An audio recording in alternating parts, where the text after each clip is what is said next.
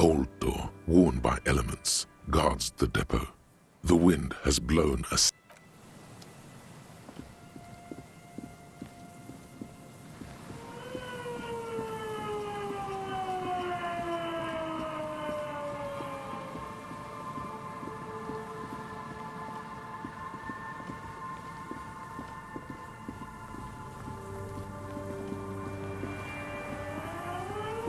Put your hands where I can see them.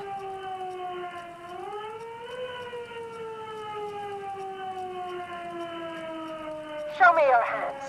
This is the pigs. Show me your hands. Right now! Show me... Scavenged, battery-powered police lights protrude from her back. The flickering light show reveals a gun in her shaking hand. Her hand is trembling from some sort of neurodegenerative disease. Madame, please drop the firearm immediately. You shouldn't be here. Something's very wrong with her. She's completely out of control.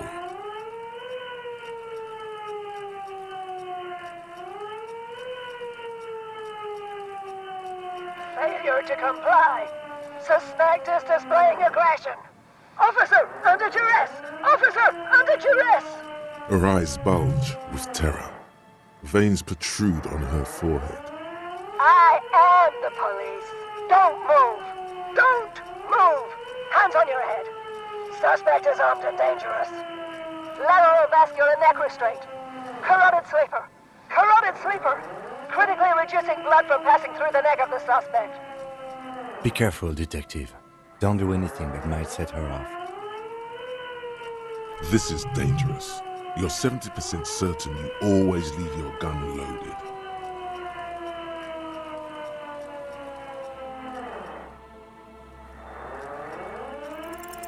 Alright, this is how we do it. You fling the pry bar at her, already darting right, and immediately close the distance. Left hand grabs the barrel, right one breaks the wrist. A drop of sweat runs down your nose, and in it you see the Martinez Inlet, wrapped in the night. In the abandoned fish market, 3 figures standing in a spectacular light show. A large, loud woman is pointing an empty firearm at the other 2. She doesn't want to listen, or even to be heard. What?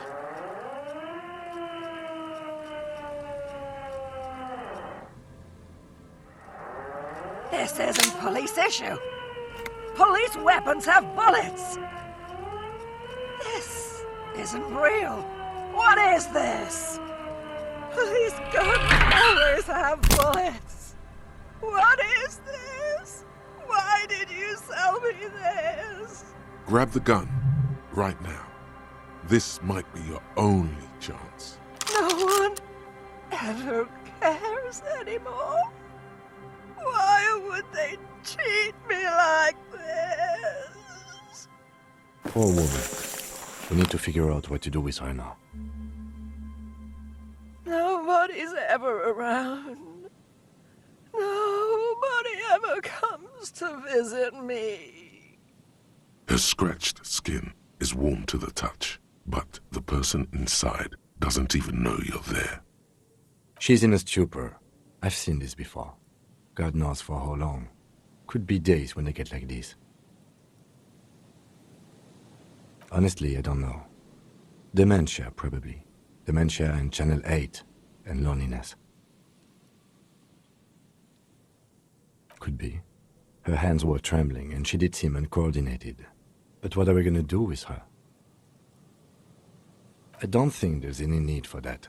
In her current state and without the gun, she isn't really a threat to anyone. We could let Titus know. This is a perfect problem for the local peacekeepers to handle. They might even know her family.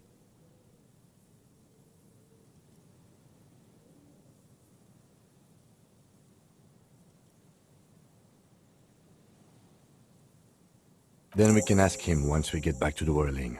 But we have to hurry, because it's late and they might have already gone home. But I think we're done here for now. Let's head out. This is done.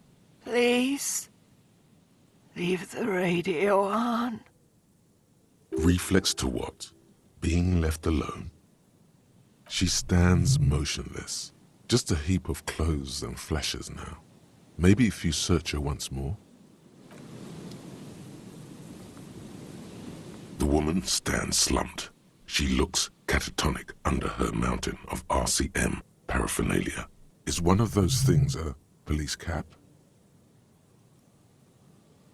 She doesn't even flinch as you reach out and disentangle the familiar-looking lieutenant's cap from her mountain of RCM paraphernalia. Oh, is that yours?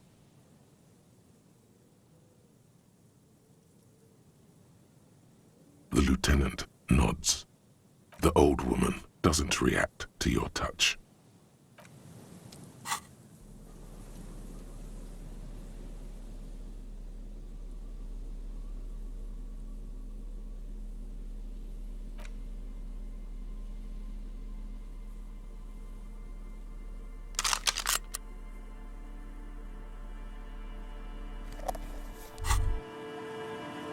Holding the gun feels natural and satisfying. It's like an extension of your arm, the polished wooden handle almost fusing into your palm. It reminds you of the day you first held it, with fear and respect, hoping you don't have to use it in vain. The sun was out in Jamrock. It was so long ago. This is your gun. It's more of a symbol than anything else, because there is always a rational, sensible, reasonable solution to every situation. Sheathe it and know you have the moral high ground.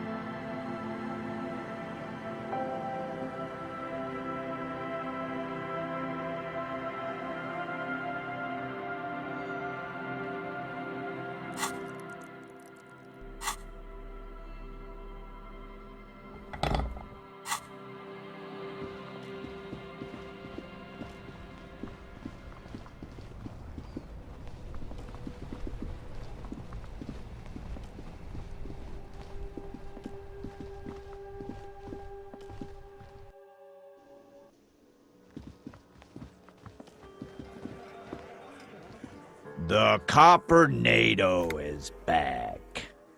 What do you want?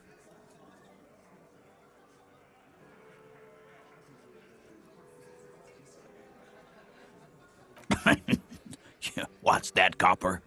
You want us to help little old ladies now? You're local law enforcement, aren't you? Helping troubled civilians should fall under your jurisdiction. Yeah. We'll send someone out. Who is? Wait. It's the pigs, isn't it? God, poor lady. Don't worry.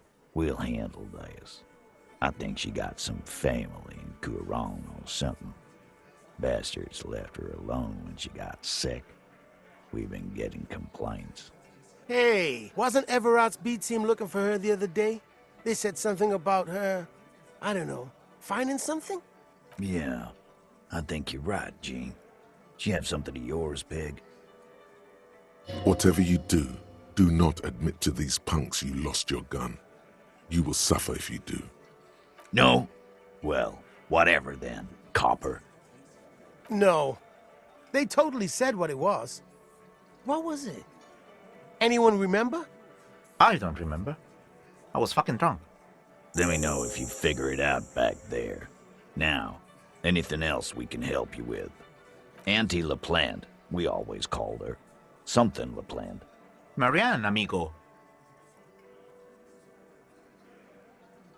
Be anything else you wanted to know? Was? Like before. Just an old lady. Her kids moved away years ago. Never come to visit. Never took her calls. She gets out every now and then. She did right by lots of us when we were kids.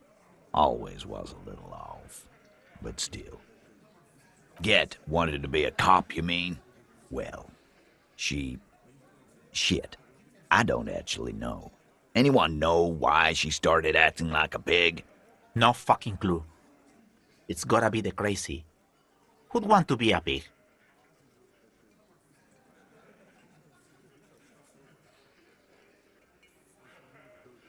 Respectable professions don't shoot kids, Cerdo.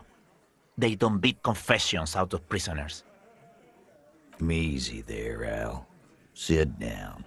We got one of our own to take care of, so let's not get worked up.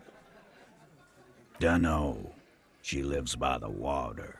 Shit washes up all the time on the beach. Police paraphernalia doesn't just wash up on the coast, people. It's not like we dump it at night. She bought it, collected it. No problemo, cop man. We take care of our mentally ill here in Martinez. Ain't that right, boys? Sure enough, we're the real heroes on these streets.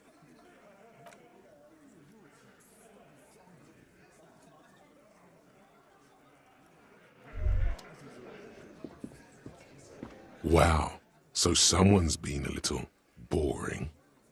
Yes, my standard liege. Someone's seen all sorts of wild ideas pop off and thought, I'll take the boring one.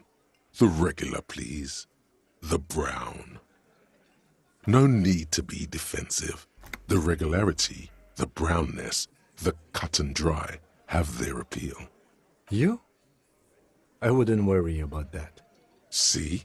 You're so regular and vinyl brown, he doesn't even want to talk to you about it. Of course you do. And maybe some black shoes or a pristine white shirt to go with that. It's official. My lord's copo type is regular cop. I'll let everyone know. I'll send out a telefax. Yes, the type of cop you are, sire. Think of it as a caste, a class even, a nation of regular law officials that you belong to.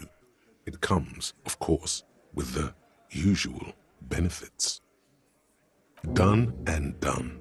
No actual communiques will be sent, of course.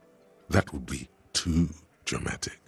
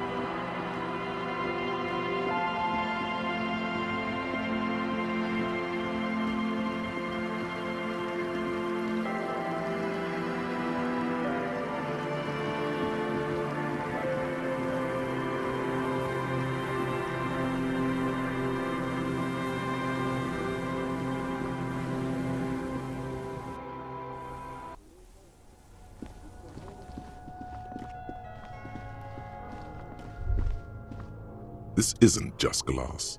These are old computation components. Yes, filament memories, from the time when wires were cast in glass, slides with an inlaid nervous system. The how was a closely guarded secret, something that was locked in safes in human heads across the river where they were manufactured. As to why, your fingers don't know. So it is. I think it is used to form a single system, slotted in the wall. The rest of the building seems to have been picked clean. These? No. These are old filament memories. I hope you're not expecting to find a device here. You will be disappointed.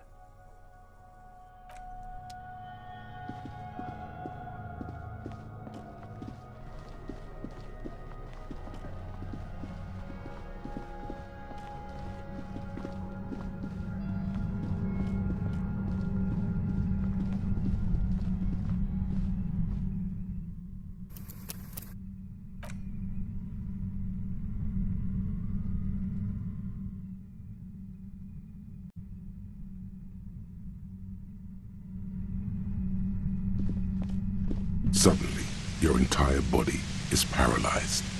Aggressive white noise fills your skull. A strange pain, like you've never felt before. Through the static, you hear a woman's voice. It's like 1,000 radio stations are being blasted into your head all at once. But her words are the only ones you can make out. I know you're feeling pretty uncomfortable right now. Don't move too much or fight it. That'll just make it worse. Can't say it's a pleasure, officer. I was really hoping not to make your acquaintance. But here we are. As she says the word officer, you feel a spike in the agony. It sounds like the entire radio frequency range is screaming directly into your neural pathways. That's an awful decision. Why would you not want to shield yourself from it? It's an entirely new type of experience. Way worse than all the previous ones. Don't focus on the pain. Focus on doing your job. Tell her she's under arrest. I'm using a pale latitude compressor. You and your partner have been caught in its field. The explosion of static you're hearing. It's the ULAN frequency. Blasted from that pale emitter that Angus mentioned. Saw my equations? You've been sniffing through my lorry, right? I expected as much. I am a bit surprised you knew what you were looking at. A pale latitude compressor is used to sort of make the pale more manageable. With a lot of these, you can force a radio signal grid on the pale, literally crunch the distance across it. Signals are relayed across a series of repeater stations fixed to buoys. Not a fun job manning those stations. All alone out there in the pale, people lose their minds in just a few years. So, what we are experiencing is a concentration of radio waves. Precisely. This is an industrial strength paraboloid. It's meant for forcing dimensions on something that doesn't have them. Needless to say, the frequencies used are out of this world. At the upper limit is the large prime number generator station. It's used specifically for pale latitude compression. That's why you may be hearing some numbers. But you might also hear, or think you're hearing, local radio chatter. The pale? It's the end of the world. I built it myself. And she's proud of it too, as she ought to be. This is way beyond your abilities. That's illegal. I'm guessing it's patented. But we are beyond that, aren't we? Oh yeah, way beyond. Yeah, I stuck my head in there before using it on you. It seemed like the ethical thing to do. Can't say that I enjoyed it. The field was weaker, but I can imagine what you're going through. No, once I shut down the compressor, the pain will end. It may take a few minutes for you to steady yourself, though. It's a bit like waking out of a very confusing dream. niks nødvendigvis. Yeah, let's not talk about that shit. You were hunting me and fell into my trap instead. That's all there is to say about it. If you've got something really important to say, you can do it through the white noise. Damn this! God damn it.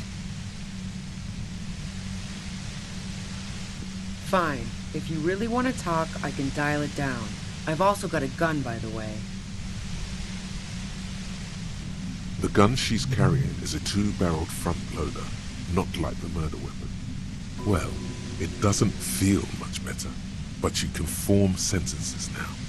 Thinking doesn't seem to hurt as much. I heard you in the passages, and I've been preparing for quite a while. So you found my shack, huh? I'm not surprised. So nice. That's one knife I didn't want to find in my back. This could have turned out pretty bad for me if you hadn't walked right into 25 bands of ultra-high frequencies. No, I didn't do it. I only helped stage the lynching, though I doubt that makes much of a difference to you. Who ratted me out, by the way? Was it Titus? No, he wouldn't have broken first.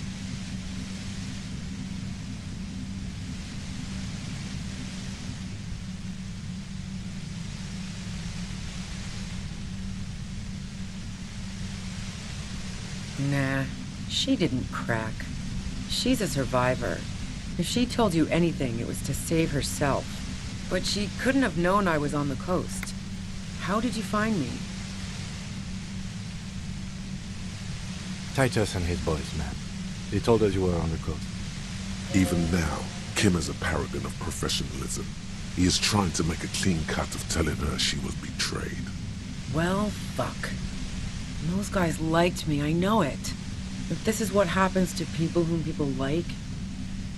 A dull despair is creeping into her voice. How the fuck do the rest of you get by? Does she mean that you're not a person whom other people like?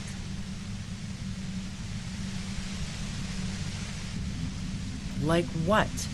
I already told you I didn't do it.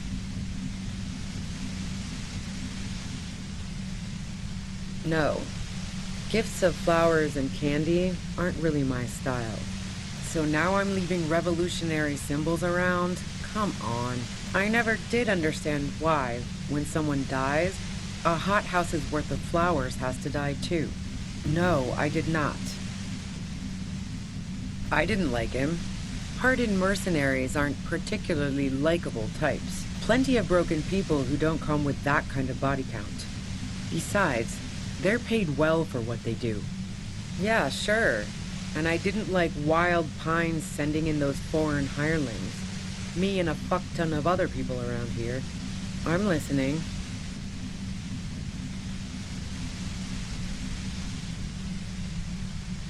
Who doesn't? Oh, you probably mean Claudia's rooftop. Sure, I've hung out there. She's got this great antenna. The view's pretty bomb, too. But you might say the antenna was the main attraction there, yeah. Along with Claudia. It's very powerful. I used it to tune into RCM frequencies. That's how I knew to be prepared for your arrival. Yes, I'm sure. In fact, the shot couldn't have possibly come from the roof. Otherwise, we would have heard it downstairs. No one mentioned hearing any shots. And a rifle like the one used would have been loud. She's right. I don't think the shot came from the roof. Man, I was with the boys the whole night. I hope they at least bothered to impress that upon you. You mean the length of a toilet break? That wouldn't even have been enough time.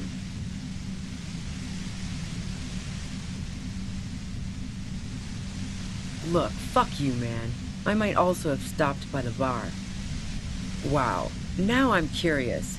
Please, explain. No, not since I was 14 and hanging out in the only diner in Dardenne.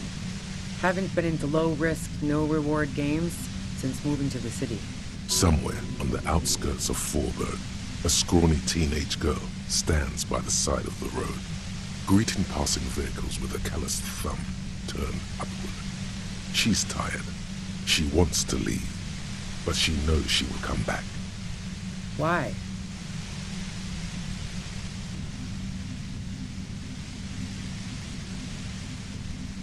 Yeah, and probably some ghosts from the time of the suzerain.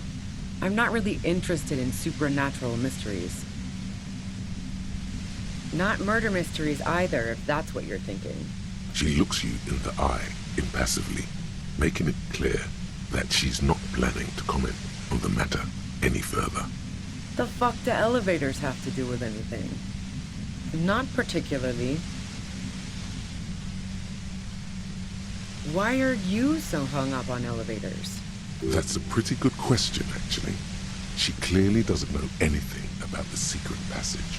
I'm not really into old shit for old shit's sake. God damn it! Don't know it, but also... Evaluating your competence as a police officer. The shot couldn't have come from the roof, or we would have all heard it downstairs. She has a point there. No one mentioned. That didn't go super well. You've got to lay something better on her. And? The gun store. Trigger Happy Jacks. What did you think? That I'm going to squeal on my gun supplier? Sorry, I'm not that kind of gal. Sure don't. The breech loader? No. This is such a wipeout. A Nachtway 80 front loader. Two-barreled. Not really what you were looking for, I'm guessing. That isn't it. No, they're not practical. Break too often. A doubt creeps over you. She sounds so sure of everything. So, not guilty. Yeah, evidence. So, Heart of Gold Tommy fucked me over too. Never trust a musician. Okay, great. You got into my lorry on your own. What now? You're going to arrest me for drug trafficking? Man, it's to get away from all that murderous shit that I left Jamrock, my previous employer, for the Union. I got lucky being a dispatcher. Never had to do any of the really dirty work myself. This gun has only been used for self-defense against serious scum.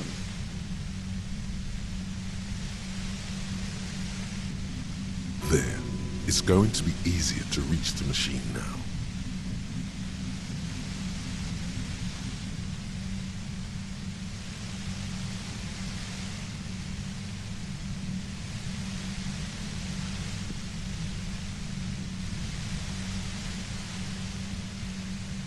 Based on what I've heard about you, you are serious scum. There's a sinister note in her voice. Even with the gun and the compressor, she's afraid of you. Yeah? Where? More questions before doing anything. How should I know? As I keep saying, he already had a bullet in his head when I got to him, and there hasn't been any useful gossip over the radio. Those rings around her eyes, her tired voice. She's been staying up late, listening in on the conversations crisscrossing Martinez. Police radio? You've been following the case? Who hasn't? You know, I can still see him there, in Claus's room, lying on his side. He was still warm, but the bluish light coming through the broken window made him look as though he'd been dead for a good long while. Clausia didn't want to turn the lamp on. She was afraid of another shot.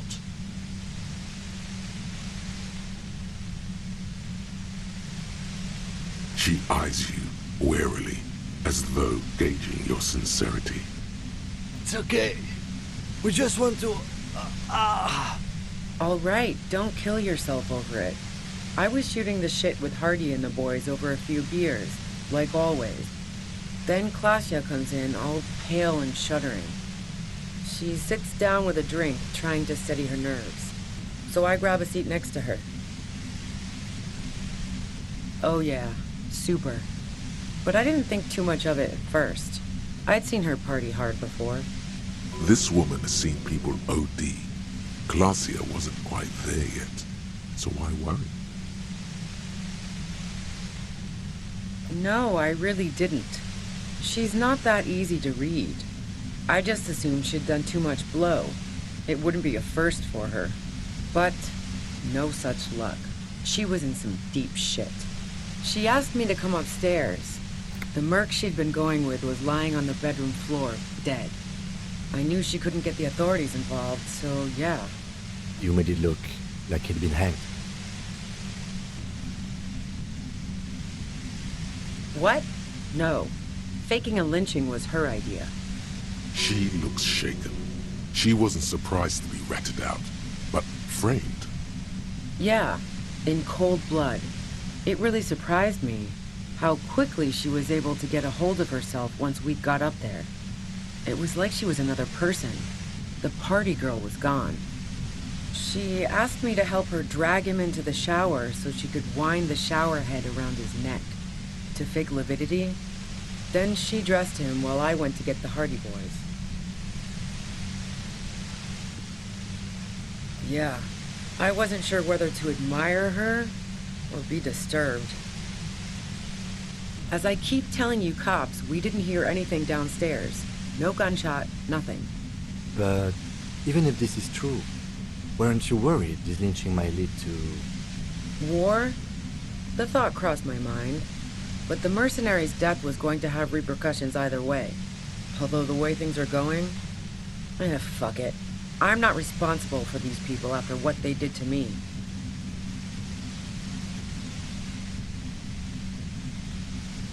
I saw you roll into town.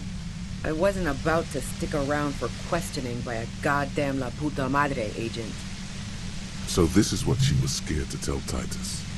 This cop. That strange, distant fear is getting close now. It's a fear of yourself. Yes, you. Everyone says you're his peon, his human can opener. Through the sudden sharp pain in your head, you hear the lieutenant mumble something to himself. Fucking hell. And why me? You hear through the white noise. It's especially bad suddenly. Felt like a vein exploded.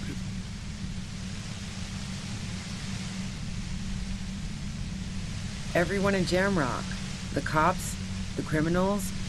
Why do you think I'm holed up in here with a goddamn death ray waiting for you? If she knows that about you, she must know your real name too.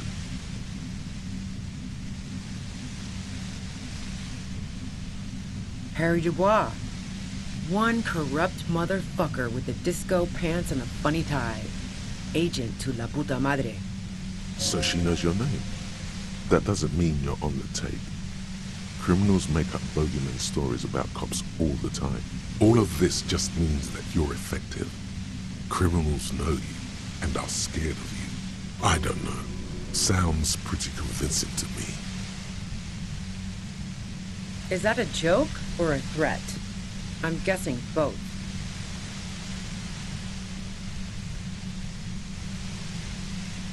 Yeah, sure. I'm sure La Puta Madre himself will explain it all to you soon enough. A man in a white suit walks through a garden coaxed from soil that had once been covered in asphalt. A city block closed off from the rest of the city by dark buildings. Rows and rows of poppies, most of which have lost their pink bloom, flank his steps. The man looks around, then up at the sky, sighs. Taking out a knife, he crouches at the end of one flower bed. He scores a seapod, very gently. Milky sap begins to ooze out. The pain comes over you again. You've been to my lorry. You think the biggest player in Jamrock appreciates competition? And now I have Harry can opener in my lair. Fucking Titus.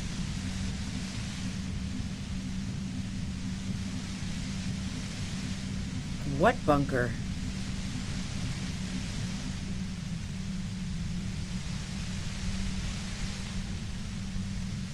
Don't know anything about it. No one's been around since I set up camp. But I'm sure I'm not the first vagabond to...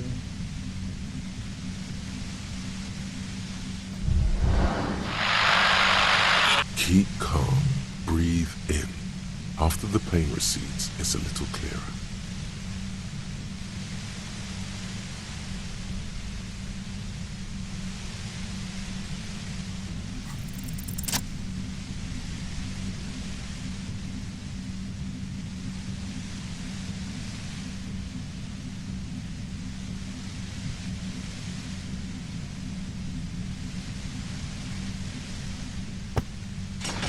You did it. The compressor lies broken on its side. It's quiet in your head again. It still hurts like hell, but... All good, officer. Be careful. She looks at the machine, assessing the damage. Her hand trembles. Oh, fuck it.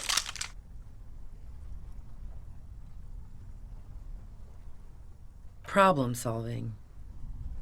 Ma'am, put the gun down. That's not the solution to your problems. You are... Oh, yes it is.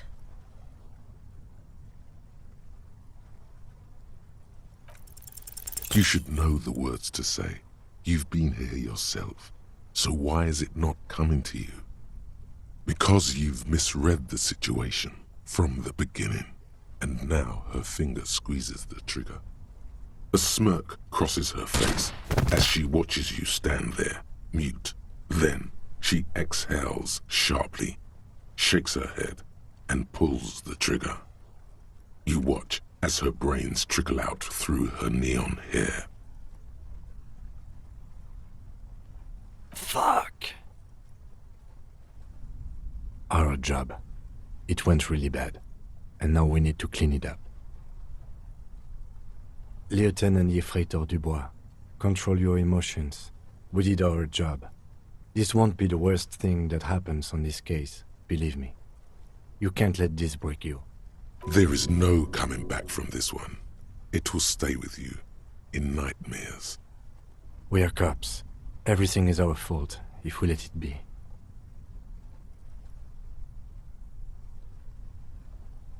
We clean up. It may take days for processing to pick up her body. We need to move it somewhere. That tent there.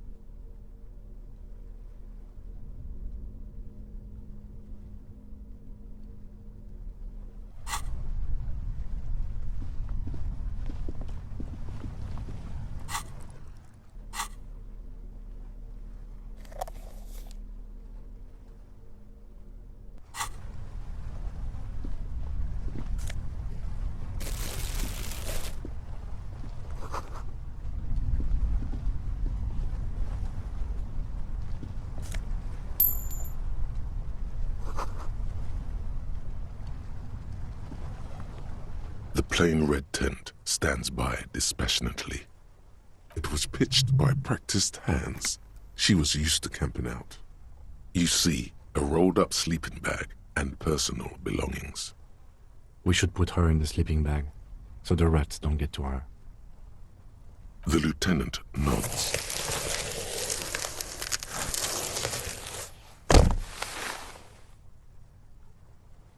There she lies, cocooned in the sleeping bag, surrounded by empty cigarette packs, books, and half-read magazines. Magazines? You should look through them. Assorted soft covers, mostly pulp horror. A motor carriage lies buried in the snow on one cover. On another, a ghost airship. You also see a collection of radio enthusiast magazines. See anything? Rager Monthly, Journal of Material Science. More Technological Digest. One of the magazines doesn't have images on the cover. It's not a magazine, it's a leather notebook. You pocket the worn brown leather journal. We should read this immediately, like right now.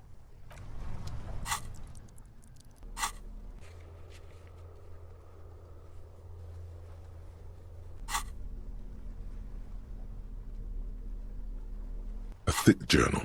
The cover is worn like someone used to carry it around in their back pocket. It's made of full-grain leather.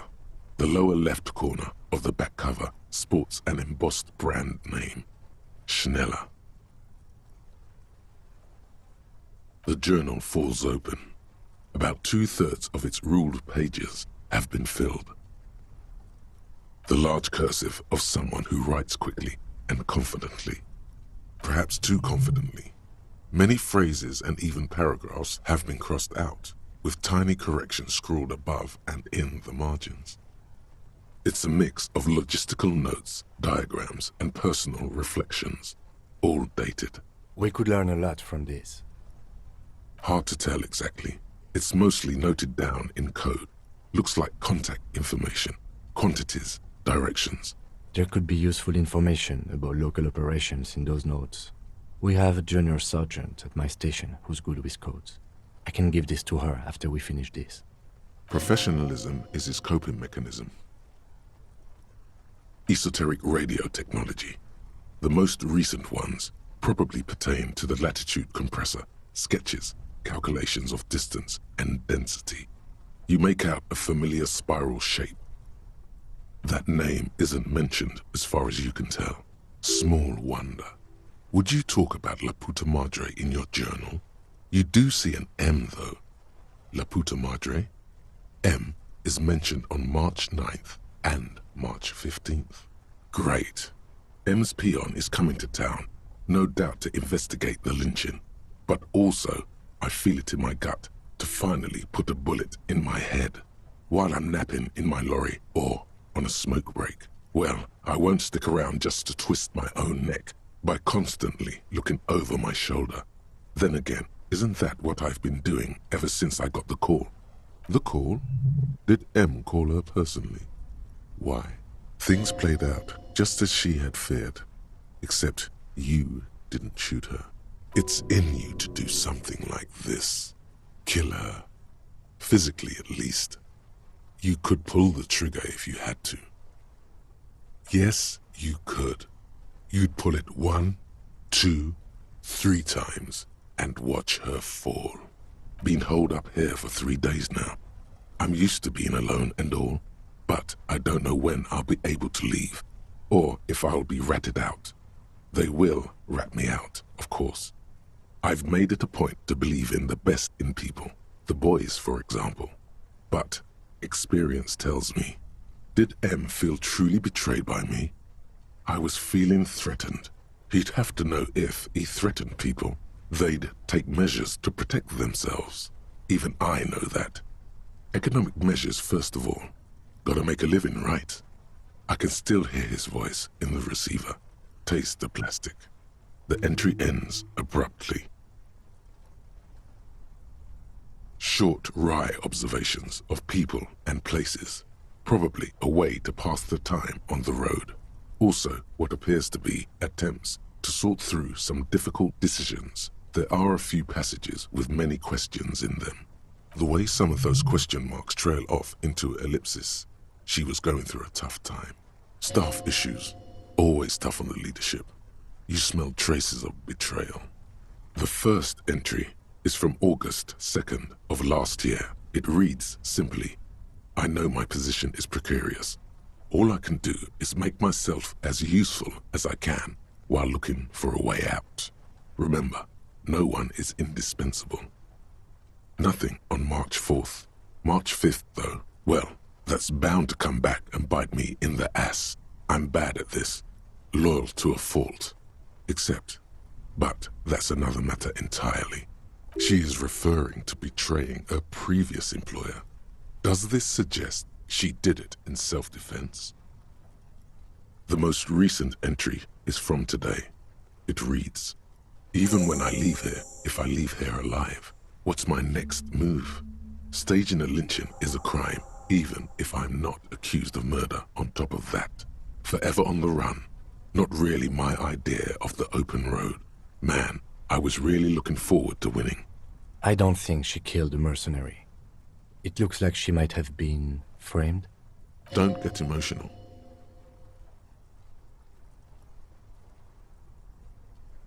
She was in plenty of trouble, even without the murder charge.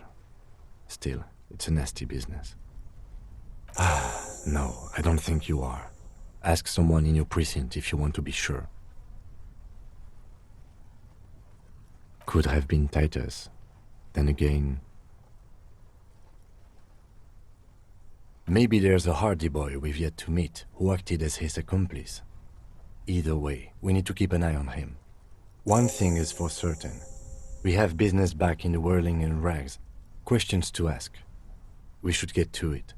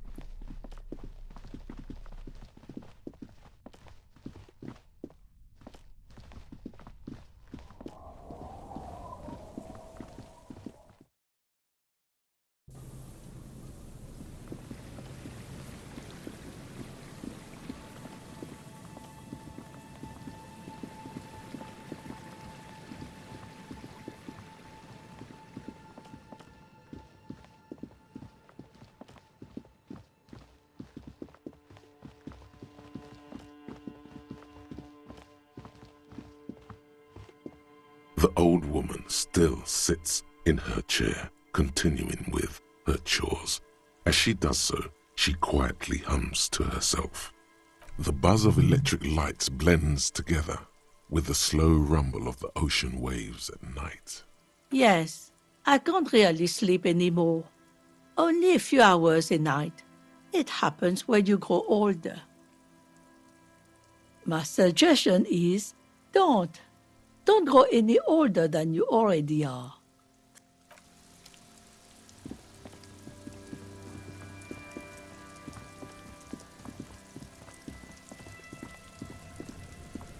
Waves are beginning to die down. Look at those little bastards.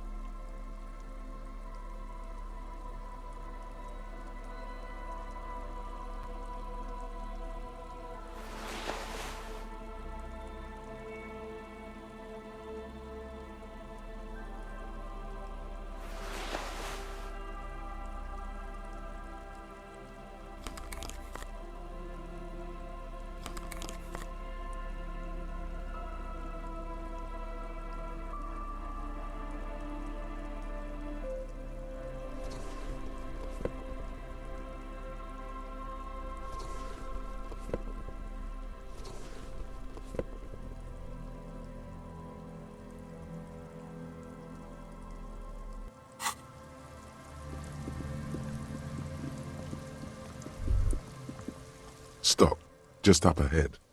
Danger. You are prepared. Don't put away your friend. Your weapon.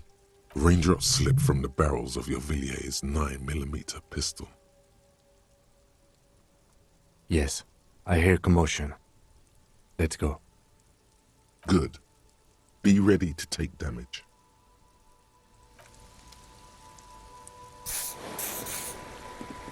I'm all out of shits to give, loincloth. Welcome to the fucking reckoning. Put your damn gun down. People are gonna get hurt. We need to talk this through. All right? Shut up! You're not gonna talk yourself out of this, loincloth shit fuck. This is the scab leader. His chest rises and falls under the ceramic breastplate. His fingers reach for the butt of his sidearm. There's something very wrong with him. Shh. This is a misunderstanding. Nothing irreversible has happened yet. You can just return to your unit and forget all about this. The Kypt is merciful, willing to spare us if we just forget about our murdered and humiliated commander. I think we should just kill everyone, Corty. You are all drunk. Come to your senses. You won't gun down 7 people in the middle of the street. This isn't a frontier town or a jungle outpost. Easy, Lizzie. Let me handle it. I know guys like this. I'm sure we can come to a peaceful agreement. Ain't that right, fellas? He is facing overwhelmingly superior firepower, and he knows it. Peaceful. Nest in your abdominal cavity like a little wild mouse. The masked man's words are barely intelligible, but you can hear them. Fuck, there's a third one. How did we miss something like this? This third one, he is the most dangerous of them all, heavily armed. The Mercenary Tribunal. My plan is not to get killed, but we have to intervene. If this turns into a firefight, we should take him out first. A sound strategy. He's the leader.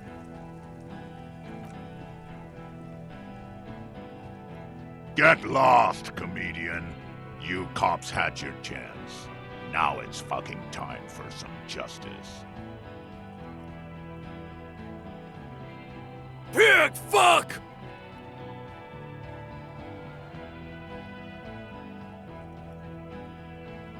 Oh, people are gonna die today. We're not leaving it like this. These tribals hung him up for everyone to see. No one is going to kill anyone. Let's just put the guns down and talk like civilized human beings. With a wordless gurgle, the killer loads his long rifle. The leader gives a small nod to the helmeted man. Suddenly, the grip of your sidearm feels comforting and warm in your hand. Feels like it's saying, do it. Shoot him in the mouth. Shoot him before he shoots you. Yes, yes. Just shoot him. I'm barely keeping you together here. No time to talk. He will only rattle you.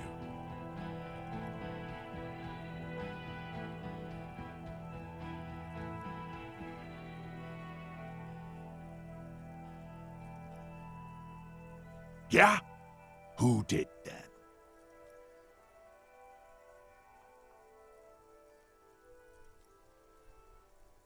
Yeah? Who the fuck is Ruby? His fingers are twitching. That's a draw reflex. He's about to draw. A suspect. Ruby is a suspect we chased down on the coast. She was hiding.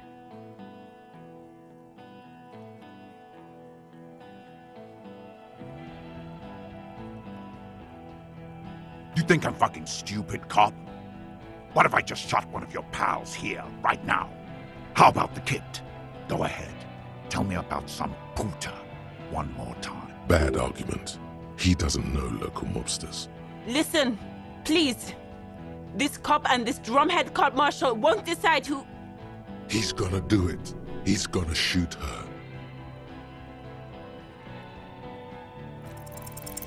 Hardy Boys confessed to hanging him, all together.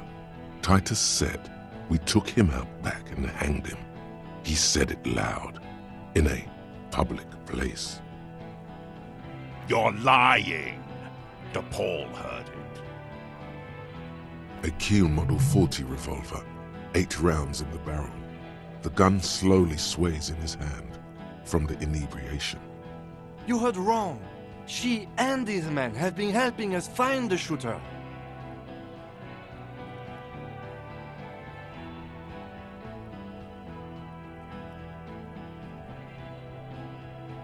Fucking liars. The shot rings in your ears, a low, tinny ring. Then the Hardy Boys yell something. The young woman stands and looks behind her. The shot has flown over her head, crashing a small pane of the glass window behind her. I missed. Not true. He purposefully over-aimed and shot the window. You had him second-guessing himself, only for a second. Do not assume he will miss the next time. I know what I heard, Corty. They said they killed him. They said it was a good way to end a Sunday night.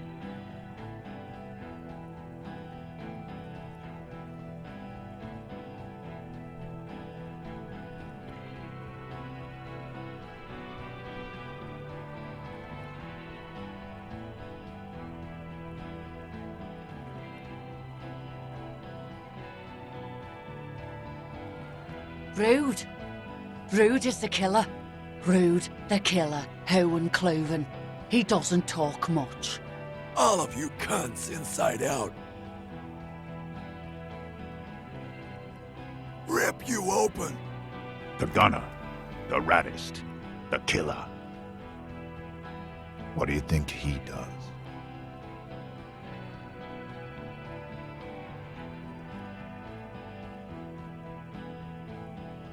Smart loincloth. He fucks natives up, soldier of the apocalypse style.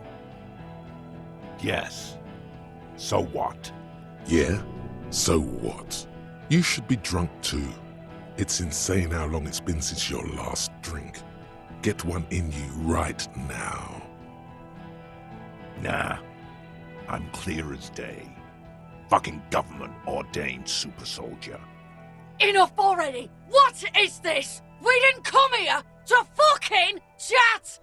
Interrupt me again and I will execute you on the spot, Lance Corporal.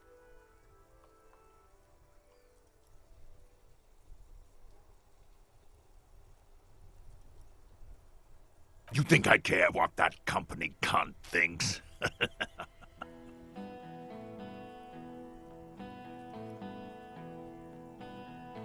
The man stares at you with bloodshot eyes, a bull ready to charge. He's not listening, but looking for an opening. Now is not a good time to strike. He's looking right at your hands. Do something else.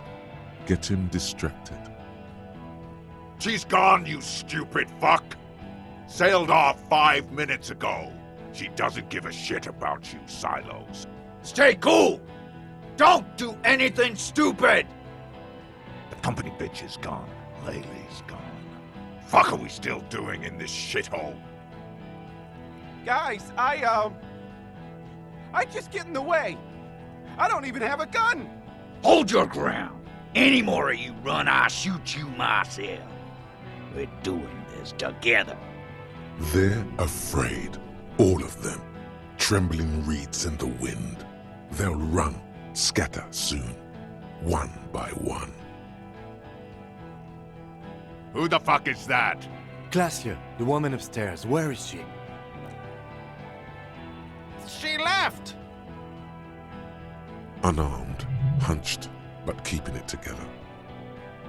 She left. Her room's cleaned out. Right before these assholes showed up. We should have arrested her.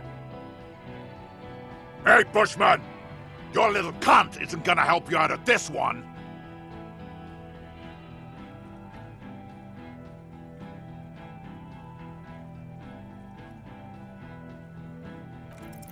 International something. International law. Look around, you livestock! We're about to butcher the lot of you. Where is your international law? There will be ramifications, but there don't need to be. Let's go inside and discuss what our investigation has uncovered. We have important... We're not fucking coming anywhere, Sailite.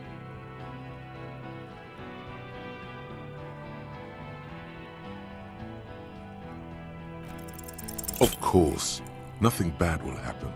Talk about his dead friend. He seems stable and even better. Don't fucking talk to me about my brother, Loincloth. Okay, yes. Immediate failure. Things are worse now. He's observing your every motion carefully.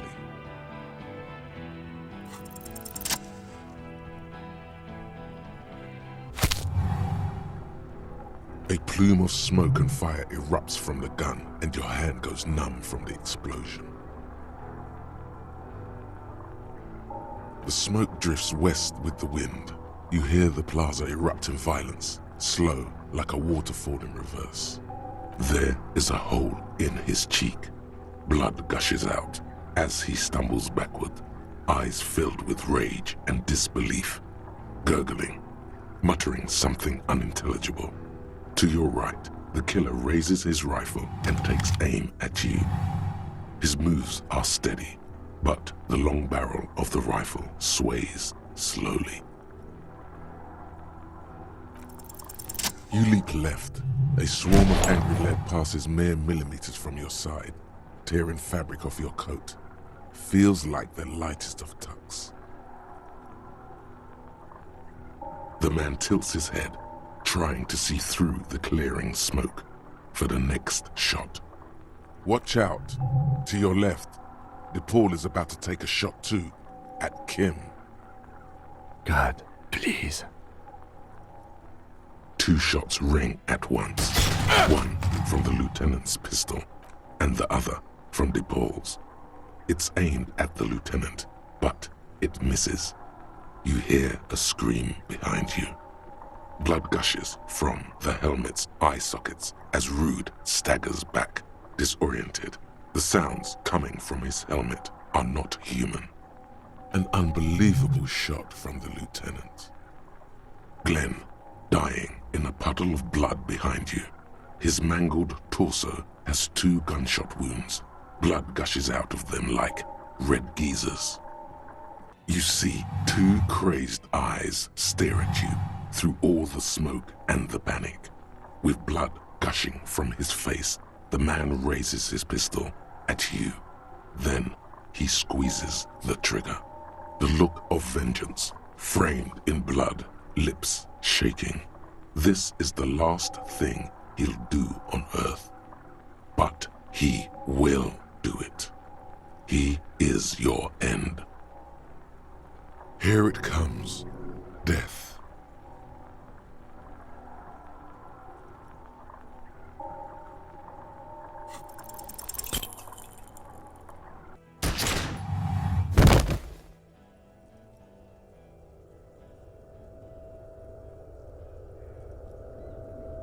You can't. There is no time. Something inside your pelvis explodes. Your entire lower body is on fire and your legs can't support you. You fall down like a rag doll. The pain is too immense to scream. It pushes the air out of your lungs. Everything goes dark. A distant blur as you recede into it. The Hardy Boys are screaming, fighting, dying. Someone jumps over you.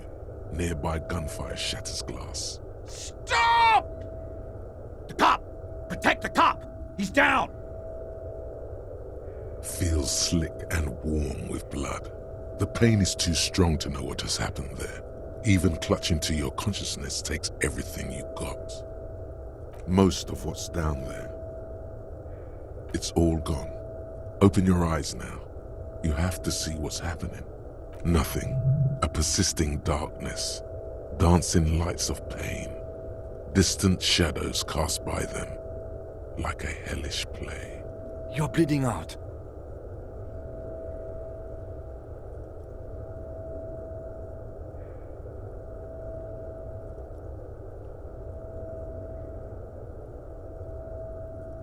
Stay with me.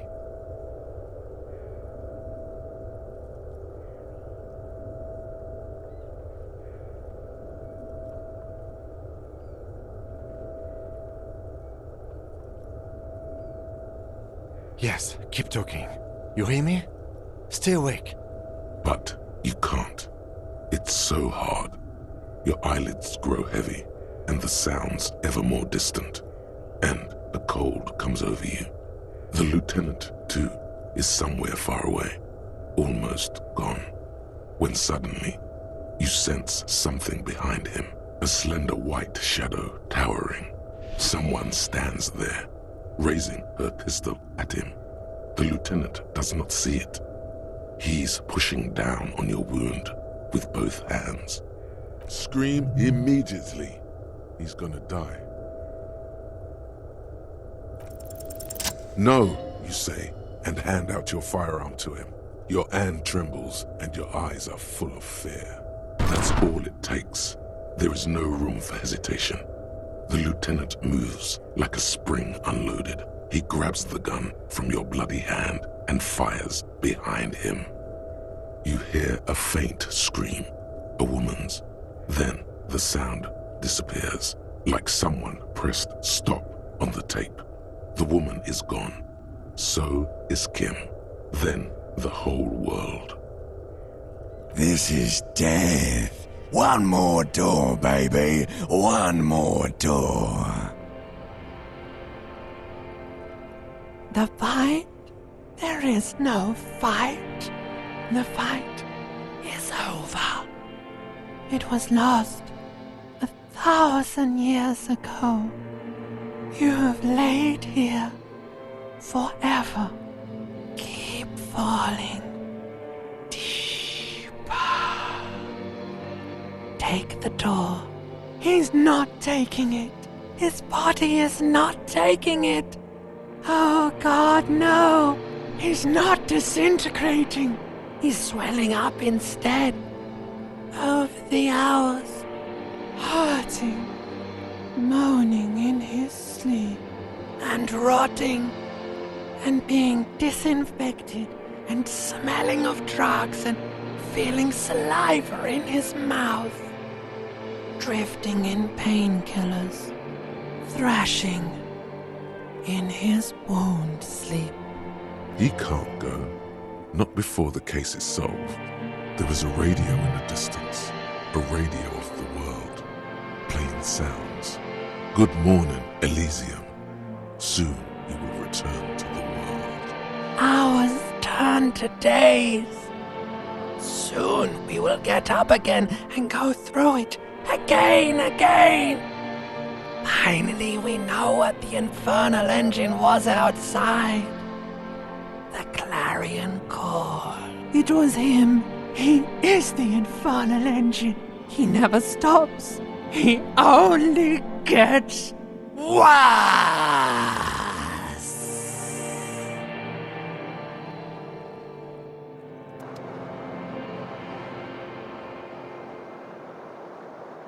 You see the lieutenant's familiar shape in the orange jacket. It turns double, then triple, from the pain. It's nothing. You're alive. That's what matters. Sunrise, Parabellum.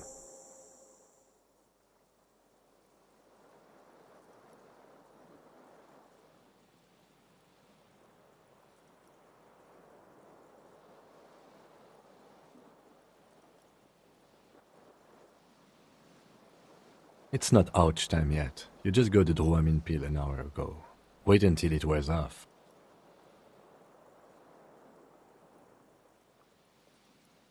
Sunrise Parabellum. Sunrise, prepare for war. It's an old revolutionary saying. Isn't that written on your... It served you well. The gates of the harbor are boarded up. The streets are a little more empty. Apocalyptic violence is yet to erupt, I am relieved to say. I think we may have held it off, for now. Barely. Yes, we have also completely failed, but that's okay.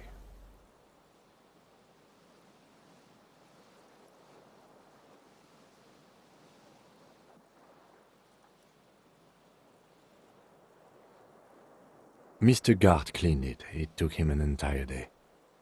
2 days, in and out. You've been up enough to take Dramamine and curse. And drink water.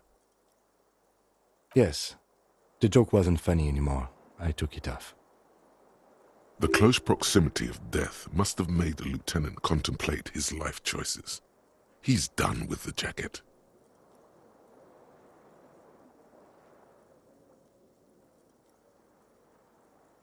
What happened? You shot the major in the face. A firefight ensued. Yes. As retaliation, the rifleman tried shooting you. He missed, or you dodged. Then I shot and wounded him, while Glenn took a bullet in the spine. It was meant for me. Glenn did not survive. Titus, Fat Angus, and Theo charged. Angus and Theo did not make it. They both died before they made it to intensive care. Titus survives. So do Alain and the musician. I forget his name. Yes, he's still alive too. You were bleeding out by then. I think you said something about your wife, and you warned me. I was able to disarm one of them, the Pole, before she got a jump on me. I killed her. And that's what happened.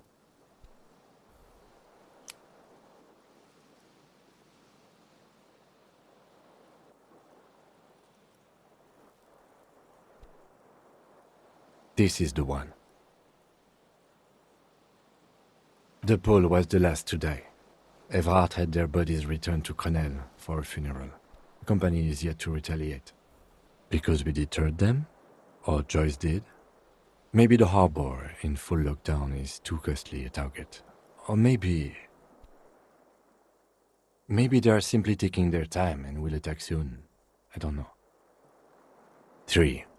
Glenn, Theo, Angus. The fat one. He took a lot of bullets. And Theo, he was just too old for combat. All.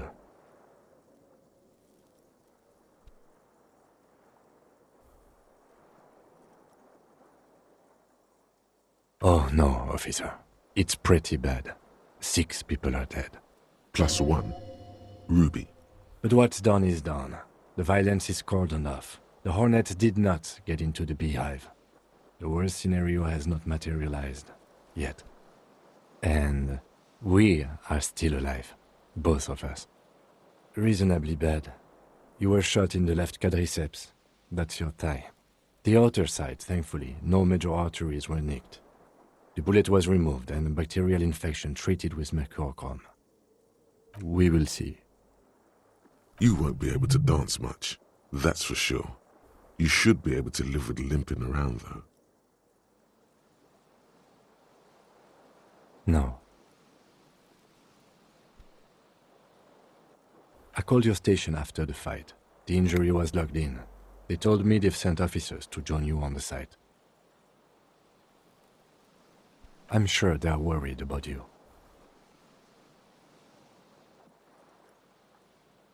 I did. No need. Not very. I have a concussion from that woman beating me with the butt of her gun. I tried to not move too much. Things would be worse if you didn't warn me. Thank you. I did not see her coming. Stupid of me.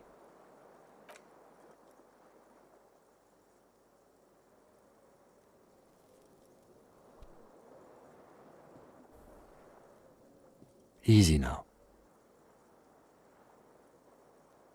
You can take it.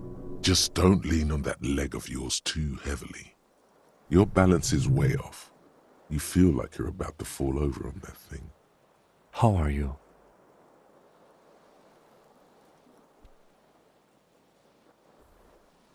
Your disco days should have been done quite a while back, Lieutenant Efrater. I honestly don't know.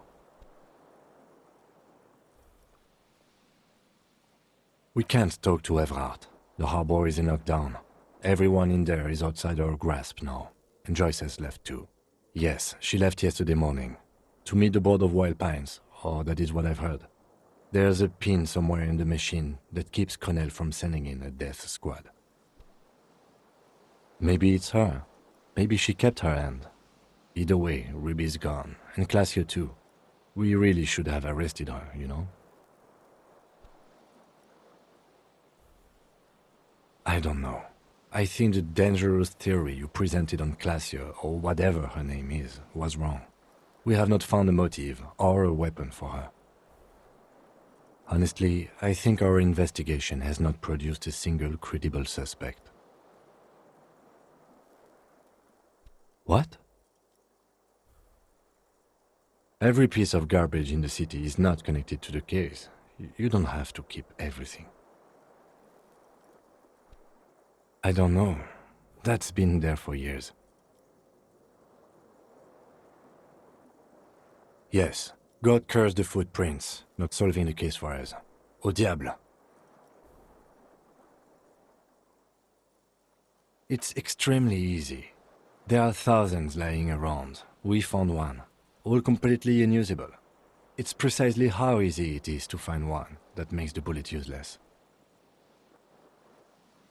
We could find thousands more if we wanted. All of Revachol is full of them. What is? Something. Don't be narcissistic.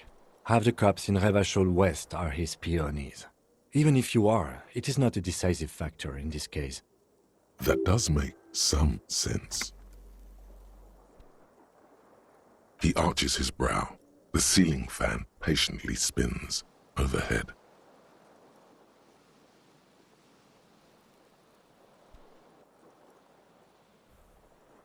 It really is very hard. That concussion must be making him dizzy. No. Are you ready to limp? Good. Where do you want to limp to? A gust of wind blows in from the bay. The duraluminum box around you vibrates imperceptibly. A familiar cold, a red thread on the roof upstairs. Taut, plucked like a string by the gust. Why not?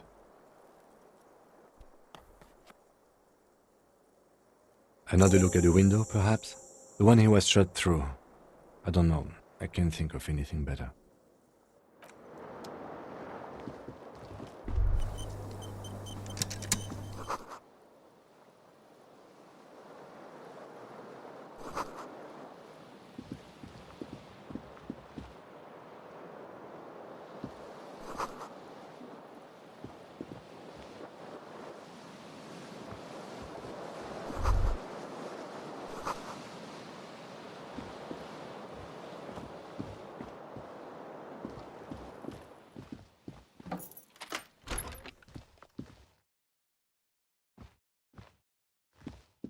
These papers bear the stamp of the RCM. They appear to be fragments of the lieutenant's paperwork, half finished. You make out notes on this and other recent cases. I had Gart open the door to your room. You were running a low bacterial fever the first night.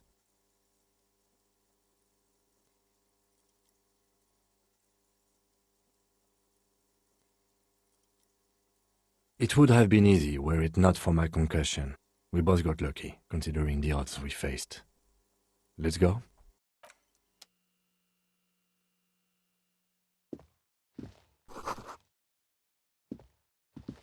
I am sure neither of us feels solid enough to keep loitering in this room.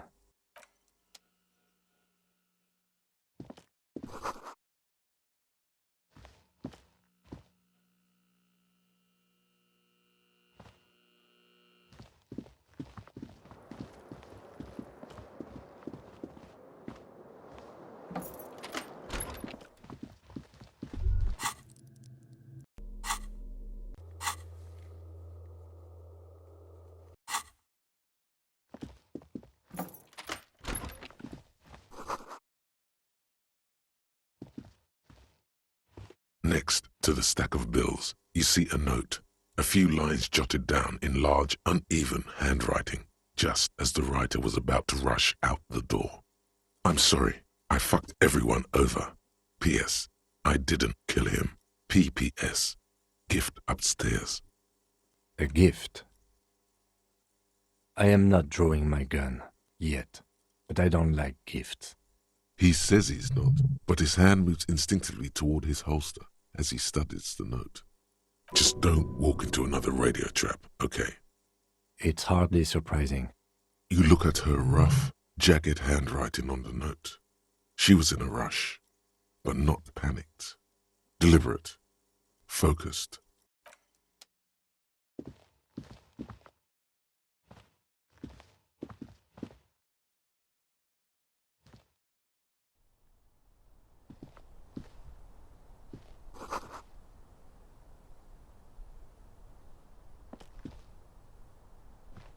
This window is pristine, at least on the inside. A red thread has been taped to the glass using adhesive tape.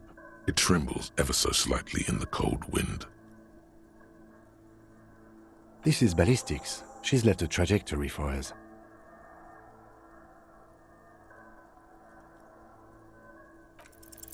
Golden light melts away into the blue, glassy darkness of your mind.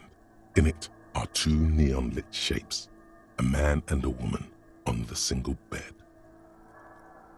Like the witness said, the man is kneeling, the woman is on her back. It's the night of March 4th and a shot has just been fired. The man looks directly at the woman. The shot's possible directions converge in his mouth, a ray cast from somewhere outside, entering his brain. The red thread bisecting the room shows the trajectory of the bullet. From the roof outside, location A prime, the glass fractures around the bullet hole, shards face inwards like a corona behind the woman's back. Maybe if you extrapolate all possible points of origin first, the thread will make sense. The man does not know the bullet has entered his brain. He never will. Death comes faster than the realization. Ruby ruled this out vehemently. The shot would have been heard from downstairs, where no one heard it. The likelihood of A prime has fallen drastically. You may be looking for a sniper. The shot had to come from a greater distance, beyond A prime. Should we extrapolate to include every possible point of origin in Martinez? According to your map of the district, this shot could have come from a wide angle of locations, starting with the northern edge of the abandoned boardwalk, ending with an islet in the bay. Let's call them B prime. B prime for boardwalk, B double prime for Land's End, and B triple prime for the islet detective. There may be smaller points in between, but those are too fine to zoom in on.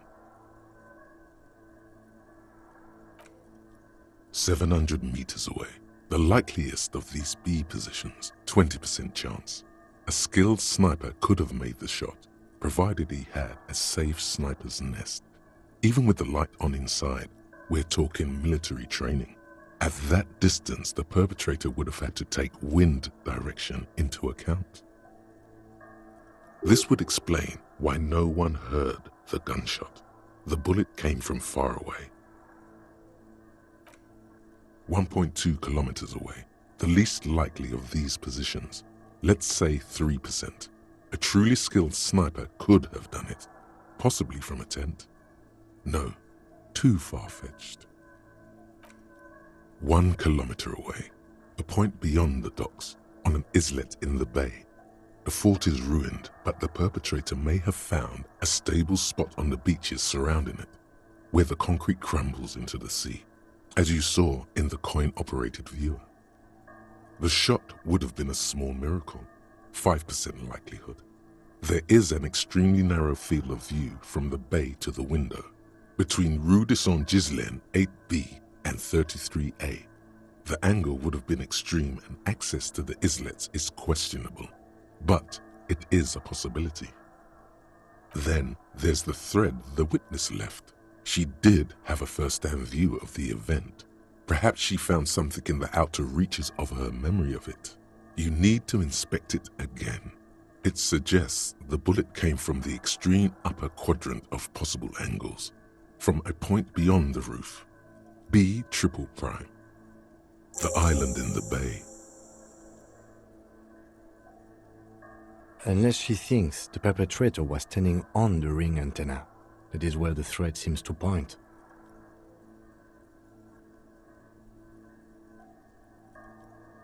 I remember. She was there that night. She would have known precisely where the bullet hole was in the glass. It also looks like there may be more to her skill set than we know. The question is, should we trust her? I don't know. At this point... So it is. For a second he seems tired.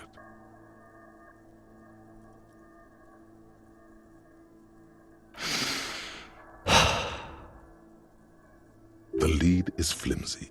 You might as well go around Martinez looking under every rock and talking to every person. But what else is there? Not a lot, no.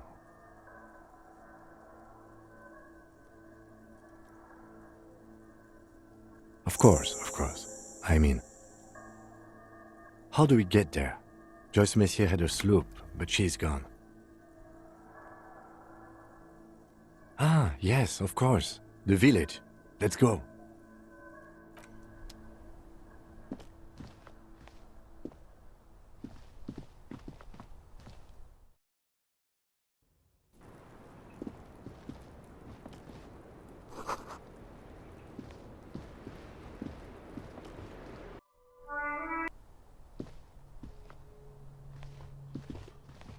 You clearly see footprints. Jackpot. These, unlike every...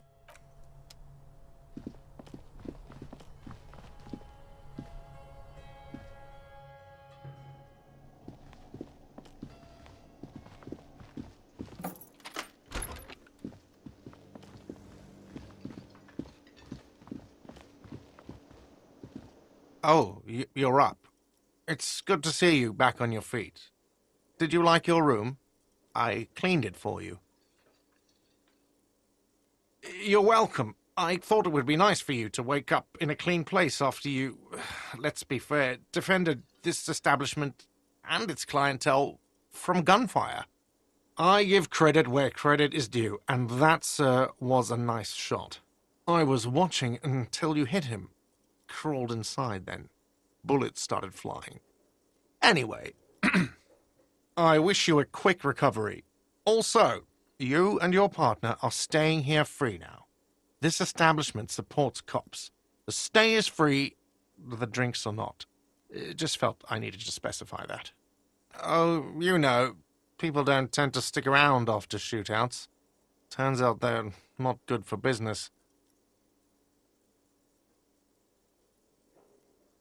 I don't remember everyone who comes here, and many people wear sunglasses inside lately.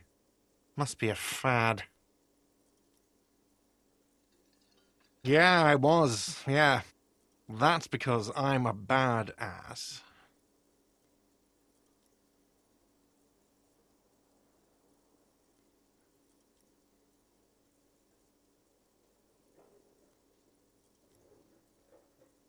He nods back at you, even more stoically. Just two badass men nodding stoically. Make that three. The lieutenant is nodding too, hands crossed. No problem. They'll come back.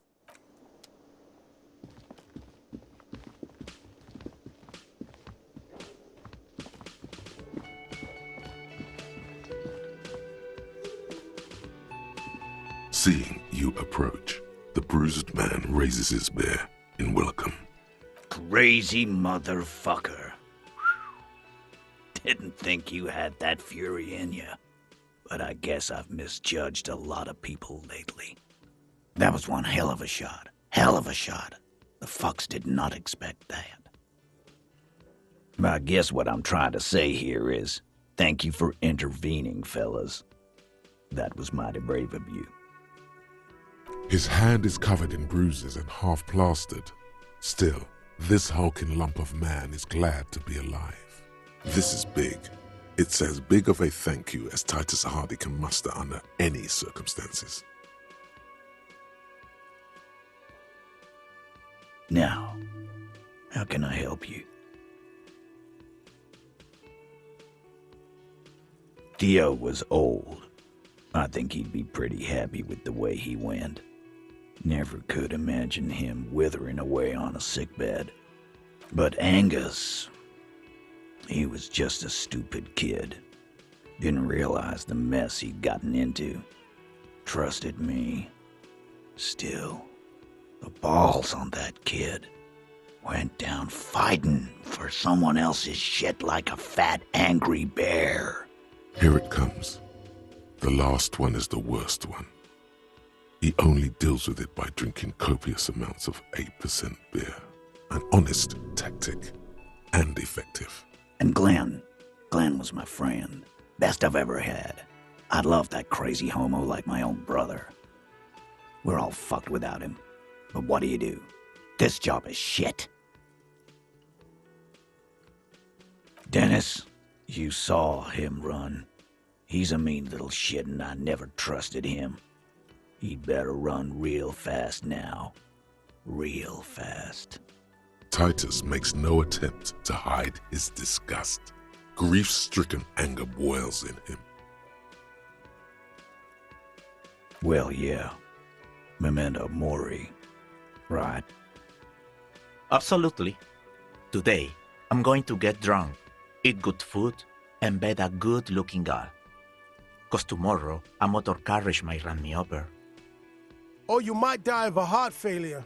Or syphilis. Hey. Fuck you for ruining a beautiful idea. First, we're gonna find Dennis.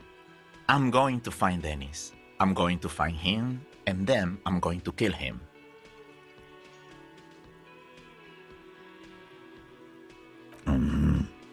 We're hunting that rat down.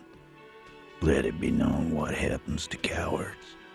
And then, I guess I'll take a closer look at our union members. There's bound to be some ambitious fellows there who'd love nothing more than advancing social democracy by busting some heads. Might even ask Tibbs if he's tired of replacing windows and maybe wants to have some fun with his brother. Anyway, don't you worry. As long as Titus Hardy's standing, there will be Hardy boys. He's right. The numbers are replaceable. In an organization of thousands of men, there are plenty who'd join. Don't know, don't care. I'll be glad if I never see that fucking woman again. Nope. He shrugs and tries to look uninterested. Judging by the sight of you, I'd suggest crawling into bed with a bottle of whiskey in one hand and a big tit in the other. Yeah, go pay Monica a visit in Janrock. She's got a knack for making men forget about their worries. Biggest pair of milkers in all Rebacho. Hell, you both look like you could use some feminine company right now. Thank you for your advice, Eugene, and you too, Alain. I do always appreciate a good use of the expression milkers. You're welcome, Bina Claude. You're all right in my book. Take care, coppers. You two look after yourselves now. Death passed on you today, but men don't get that lucky twice. Copo loco. And normal cop, I guess. Good luck in Shamrock. Scars made the best tattoos, they say. Thanks for getting involved, guys. Not a lot of cops would step into that line of fire, but you did. And if you ever feel like the uniform is holding you back, I've got a few vacancies. You'd make one hardy boy, copper.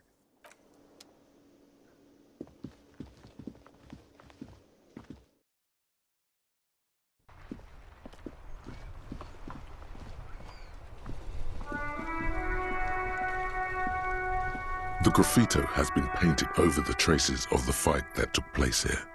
It smells of blood and heavy fuel oil. This was Cindy the Skull. The lieutenant crouches, touching the fuel oil with his finger. Looks like it, yes. This is still fresh. It wasn't here yesterday. And blood. Some of it is even yours. Heavy fuel oil. Isn't that flammable?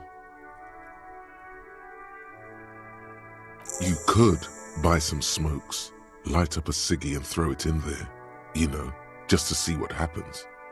See if it's flammable. It's better that way. Safer. The graffito has been... This was Cindy.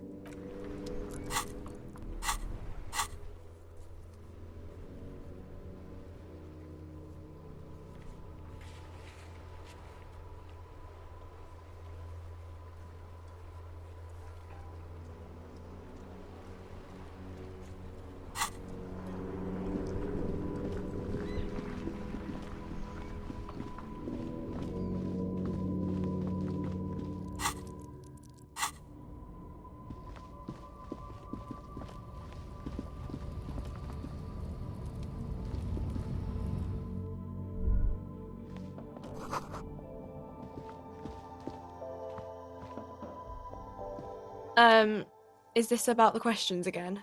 'Cause, I don't really know anything. Uh-huh. Not no. Uh-huh. A colourful display. Again, I'm obliged to inform you that both alcohol and cigarettes damage your health.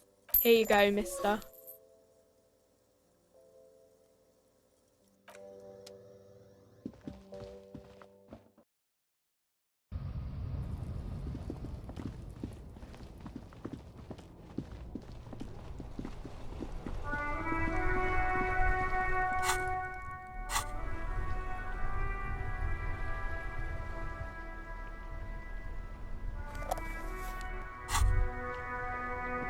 There it is, a brave little army in your pocket.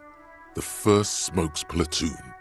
20 brave souls standing in salute, ready to step into fire for you, sir. Already you regret it, looking at the pack. But don't worry, you can come back to this later. The army of Smokes is honorable and faithful to you. You have your entire life to return to it. You've passed up your chance to start smoking cigarettes for now, but don't worry.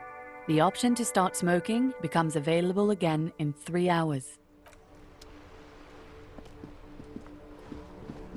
The graffito has been... This was Cindy the Skull.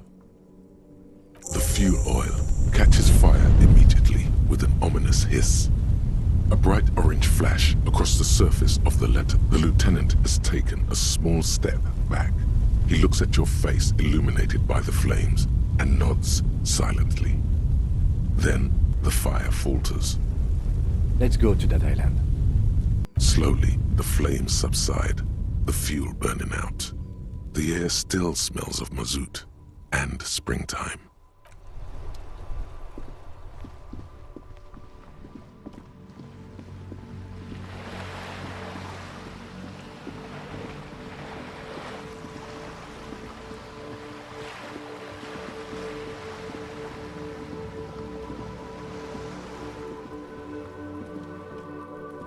Just an ordinary war. Nothing to see here.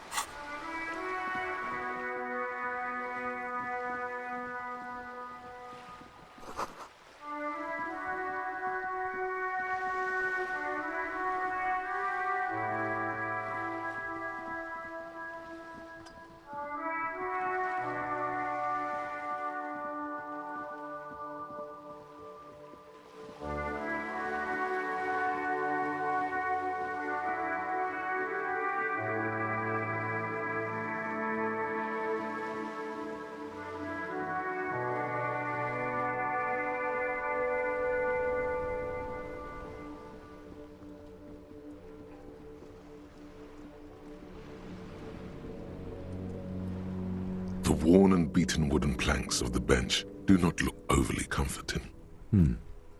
We can sit on benches after we've solved the murder. Let's go. You can revisit the...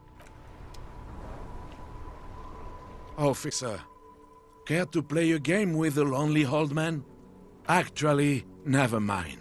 Wouldn't be the same. The prick is gone. I can barely believe it.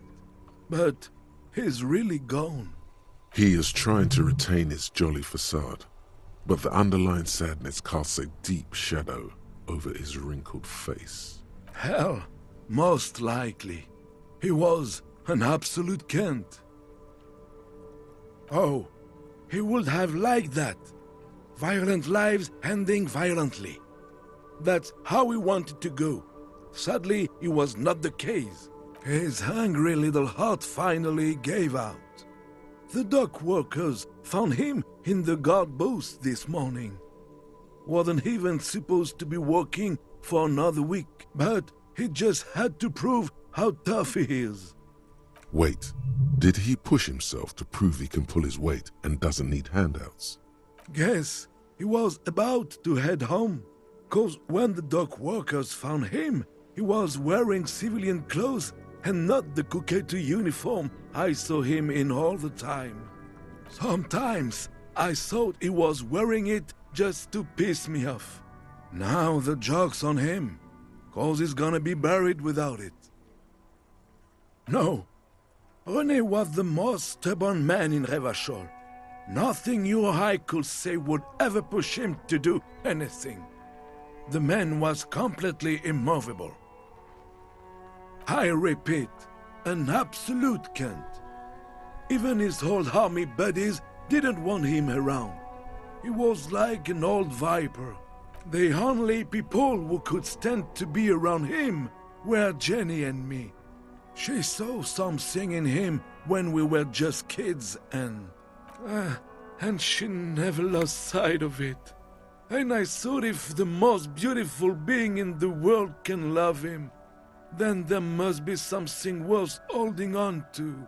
We've hated each other our entire lives. So much, in fact, that... Yes, I loved that angry prick. He didn't deserve it, but I did. You know what his last words to me were? In Guillaume's time, you'd have been shot without trial. That's what he said to me. He lived a Kent, and he died a Kent. Let's leave it at that. Let me see. This was 60 years ago. We all went to that parade. Young René looked so happy, and Jenny... I'm sorry, officer. I just... Thank you. Thank you for this little memorabilia. It really means the world to me. That was nice. A small thing for us, but invaluable to him. He probably didn't even know René had the photo. Yes, we are both very sorry for your loss. It is what it is. Part of life, really. But to know someone for 79 years, then one day they're just gone. I just don't know anymore. About anything, really. But you must need something. René wasn't really what you'd call a botanist, officer. And believe me, he didn't like Insulindian lilies. Of course he didn't. Flowers are for pansies. Stop wasting time with them. That's their old name, dating back to the time of kings and crests, and all that other stuff he loved so much. There were many reasons, but mostly it was the communards. They called them the Bells of Revolution. I guess in the end, the Insulindian lilies were just another piece of the whole Insulinde. The royalists had to surrender to the Mazovian insurgents. It doesn't really matter anymore.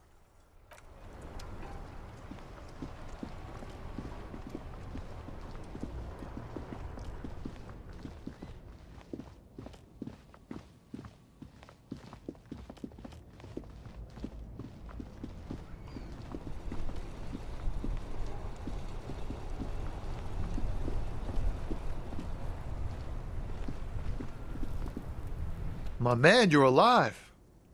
Almost. Kind of. Sort of alive? Man, what a day. I missed out on most of the action, but I heard it was quite the encounter. Had a strong sense of finality to it. So what's next? You guys heading back to Jamrock now? Talk is local union muscle were behind it all. I'd reckon the case is closed, even if it kind of turned into a shit show. Good luck with that, my man. Ain't easy being you, but hey, you're still breathing, right? Okay. The lieutenant throws you a quick glance. What are you doing?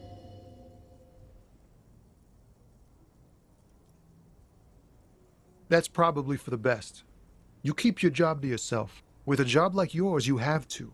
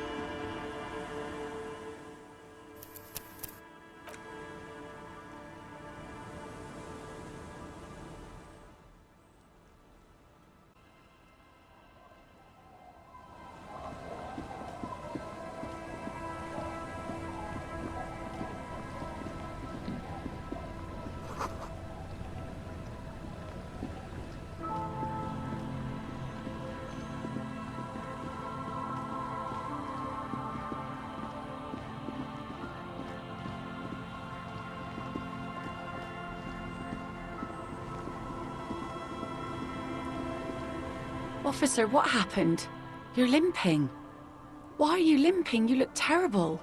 She sounds almost disappointed with you, reprimanding you for falling and hurting your knee. Look at you. You can barely walk.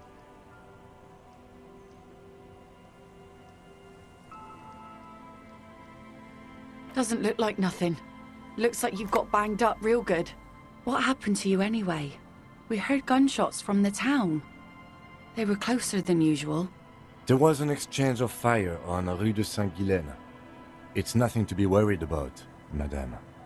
You didn't only get shot.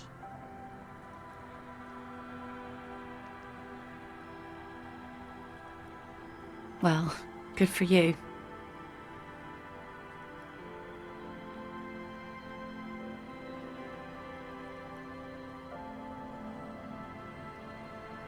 Of course. Can I help you with something? That won't be a problem. It's wind still and the tar just dried. We've got 2 days of relative sunshine ahead. I'm sad to hear that. Take care of that with Ether, will you? Don't get too many RCM men round here. Be sad to lose the first one. That's cool. You boasting your bacterial infection like that. Used to be some kind of fortification there before the war. For the communards. An anti-aircraft gun, I think. Bombed to bits in the landing. I haven't been there myself. Always steered clear of it. Hasn't been there herself. Who has then? My husband used to drink there. Him and his drinking buddies. Always seemed like a bad place to drink to me. People died there during the landing, you know. My mother told me. The kids sometimes go there too. I know they do, on rafts. I tell them not to, but they bring back old bullet casings and such. The twins. God forbid they bring the girl along on some rickety barge. Can we maybe ask your twins about that place before we go? Would that be alright? Be my guest. They've a strange way of talking. See if you can get anything useful out of them. I seldom do. Well, most of it's sunken. Underwater. That means concrete underwater. Cut your boat if you're not careful. Be sure to enter from the south side. Water's deep there. Aye, aye, Captain. If you promise to bring it back, and no scraping the hull, I just got it nice and yellow, and no drinking on the boat, and no joyriding either. Of course, ma'am. It's only for a day or two. Official police business. Aye. The crow's feet disappear from the corners of her eyes as she smiles. Please be conservative with the fuel, will you? Just filled her up, but it's a small tank.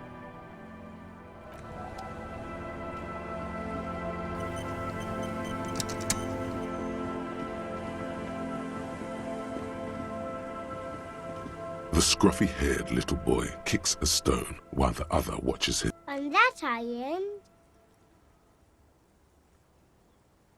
That's, nothing. It's just a seafort and some plants. You can take a raft there. It's great. And we make a fire. We make a fire. Mm-hmm. Gather the sticks for the fire. And bullets.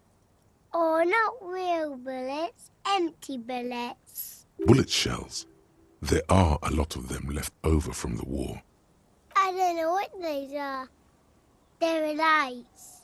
The fire guy comes and asks us to put the fire out. Your nerve endings sting from the mention of a guy. No. Yes. Let's go with yes. Because he asks to put the fire out. I don't know. He doesn't like it. He doesn't like people to be there. You shouldn't go. Yes. Because he doesn't want to be found. Smoke traces. I don't know. Did you mean there are electrical lights? Yes. No, he doesn't live there. I don't think. No, he lives there. Been there twice, 2 times. He doesn't live there. He isn't there sometimes. Anything else? What does this guy look like? I don't know. We ran. He just yelled we shouldn't be there. Our father killed himself. Don't say that, he didn't.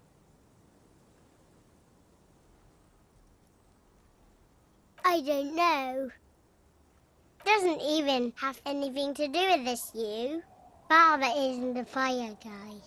The two things are unconnected. Your question didn't make sense.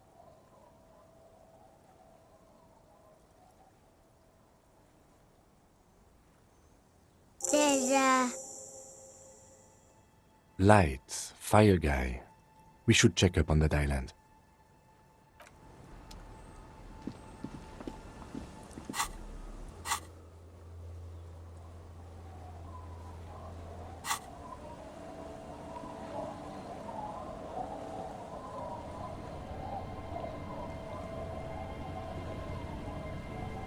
A skiff with a small steering engine in the back floats on the calm mirror of the sea. Its 2 seats are empty. Once you get in, that's it. One pull of the starter handle, and you're off into the bay. A strange trepidation comes over you. Are you sure you want to go? Have you made all the necessary preparations? Closed all your accounts? Remember what the net picker said. It's a small tank. You won't be going back and forth on this.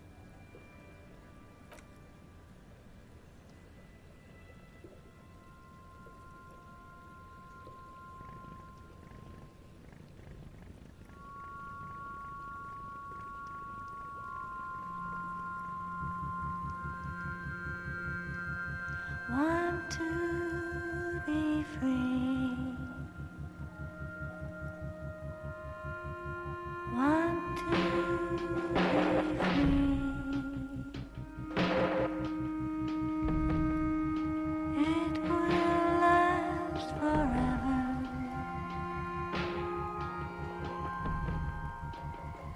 Eternally.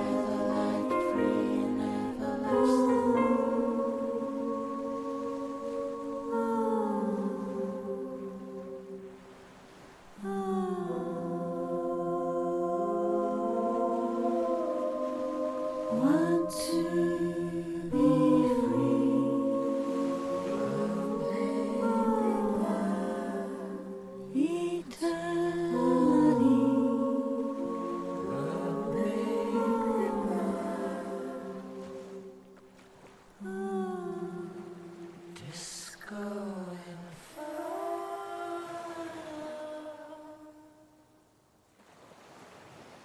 boat comes to a slow stop. The lieutenant turns the engine off. Then there's silence. In the silence, a sputter of wings. A flock of quails takes off in the distance. There is very little wind here today. The ghost is standing still. You look at your arms, then the cliffs above you. Let's go.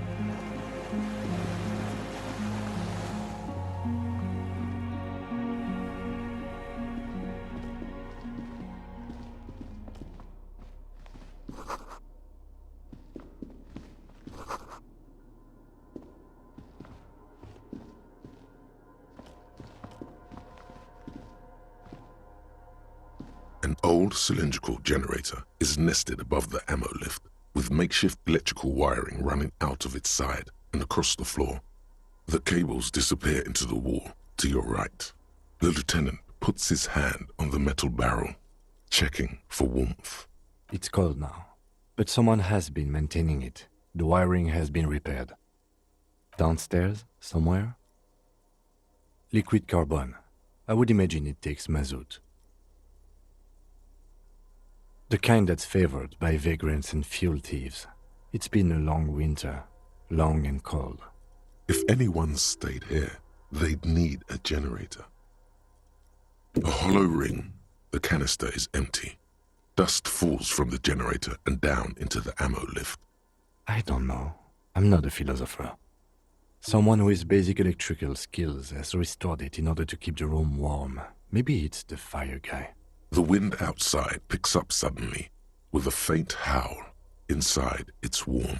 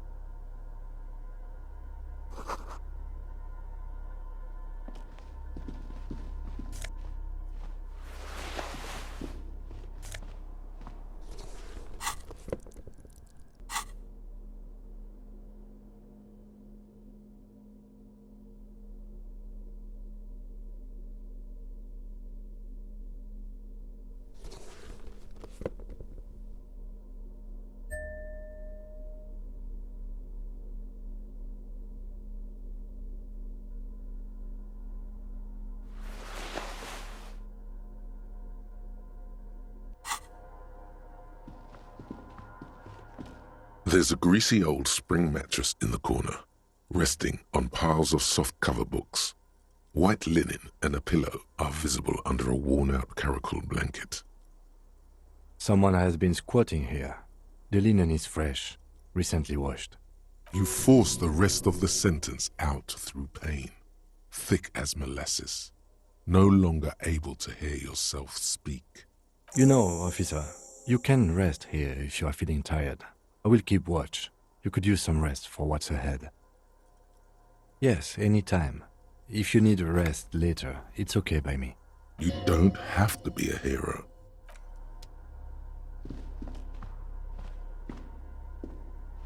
Books and magazines lie scattered on the floor and on a makeshift cupboard.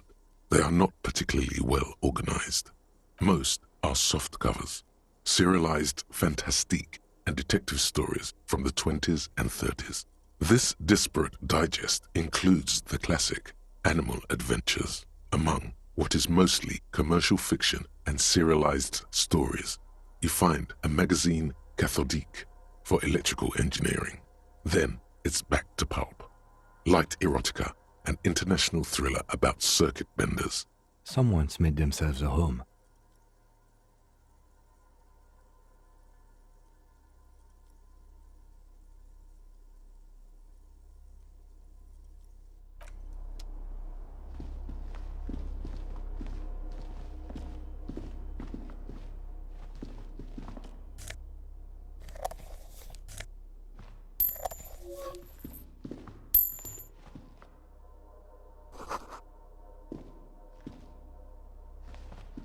You see a small metal door nested inside a larger one, a heavy steel blast door.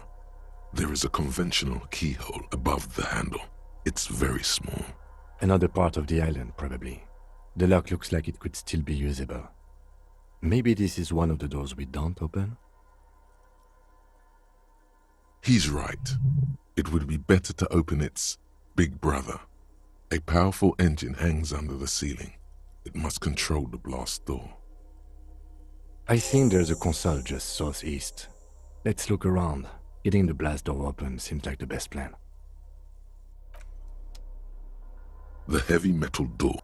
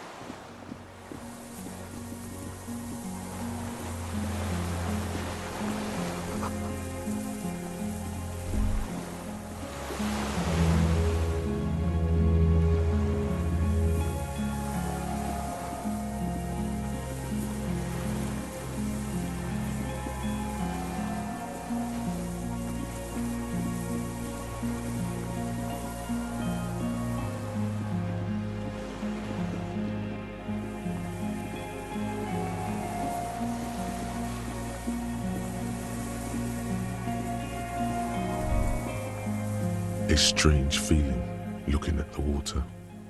Maybe you should just wander off into the sea. Leave it all and walk in with a bottle in your hand. Perhaps there's someone there, under the water, waiting for you in front of the video rental, on the corner, at the crossing. Baby, you know it's going to hurt. Yes, cold and still. But love is warm, like the inside of her mouth. Yes, yes, yes, yes. No, we're not starting with that. Not in the still mirror of the bay, you see Martinez, reflected. Tall edifices of ruins reach into the water, like shimmering towers. And the shacks too. Pine trees and motor lorries, upside down. Islets and posts, like stepping stones, lead into the water in front of you.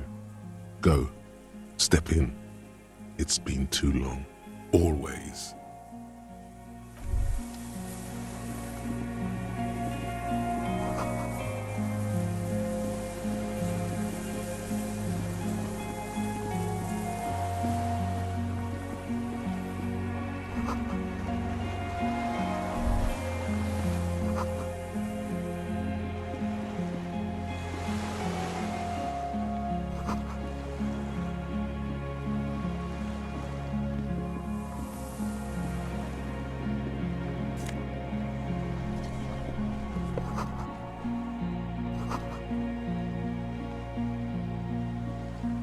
There's a rain-soaked mattress on a concrete slab, only half covered by the crumbling roof. At the head of it, double embrasures. firing slits like two eyes in the wall. This looks like a good place to aim from. A single-person mattress, modern, civilian use. Brand name, Marjorie. There's a fuel stain on the cover, along with cigarette burns, and an empty can of beans on the ground next to it, filled to the brim with cigarette butts. The silhouette of a tobacco picker adorns the paper filter. The brand, Tio Moteri. Could be a coincidence, or the same person has visited Land's End and here. I didn't see any signs of smoking inside though. If people live there, they keep it tidy. This here may also be a smoking spot. There's a firing slit in the wall in front of you, like a little window. Quite old and grimy from years without cleaning by anything other than the rain. The springs screech as you lean on the mattress and crane your neck to look out. A small piece of Martinez coastline opens up in the square in front of you, like a tiny landscape painting. 1 kilometer across the water, the ruins look familiar. A towering skyscraper, its top floors shaved off by artillery fire. Capeside apartments. Rue de Saint-Ghislain, 33A and 33B. The red chimney and collapsed back of the 4-story tenement in front of the whirling in rags. Rue de Saint-Ghislain, 10. The doomed commercial area. The box-shaped silhouette of the whirling in rags. Its sloped roof, a tiny fleck of light catches your eye on the rooftop, sunlight reflecting off the upstairs window of Clausia's room. What does that mean? Do you have line of sight to the window? I can see it. Through the scope of a rifle. The shooter would be prone, lying on the mattress, barrel resting on the embrasure. Cheek against the cheek rest, hand on the hair trigger, on a calm day like this. Good. I think we have it, Detective. The origin of the shot. This is the sniper's nest.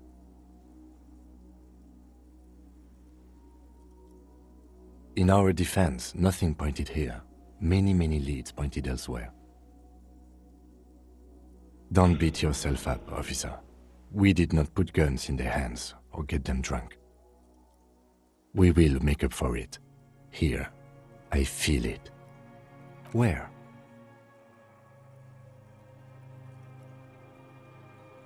He does not answer, just nods. With his back hunched, he looks around once more, and he feels uncomfortable suddenly. We should move now.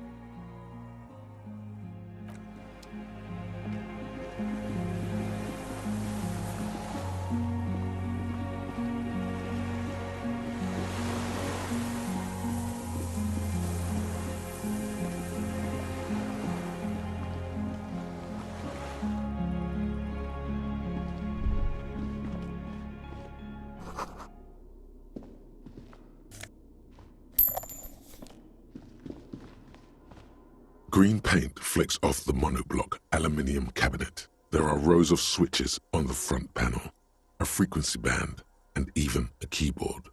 The keys rattle like teeth. This keyboard hasn't been functional in decades. The console of an anti-computation device.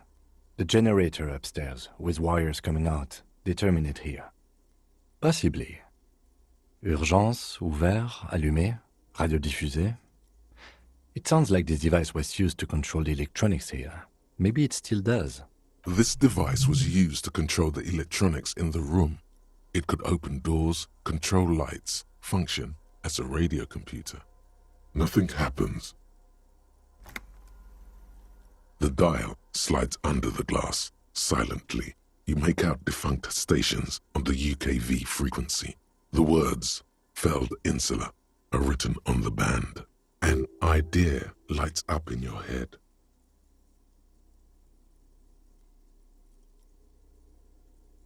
This is an air-gapped system. Of air, I think they call it. That won't work. We are better off looking for a mechanical solution. if we need one at all. We need to restore power before using this, officer. The generator, it didn't look like there was fuel in it. We should look around outside. There are barrels all over. Maybe one of them still has something in it. The boat engine.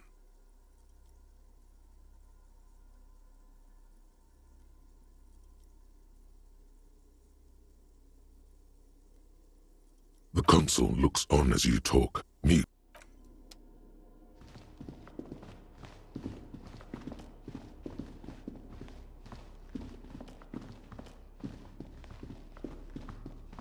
This old cylindrical generator waits. The lieutenant assists you, holding the canister up to the fuel tank as you tilt. Dark brown, viscous fluid pours out, and the room fills with a chemical smell. There's a red starter switch on the side of the cylinder and a start rope on the other side. The lieutenant flicks the switch. The recoil start wakes the old generator up. The machine sputters like an old warhorse before settling down to a rattle. That should do it.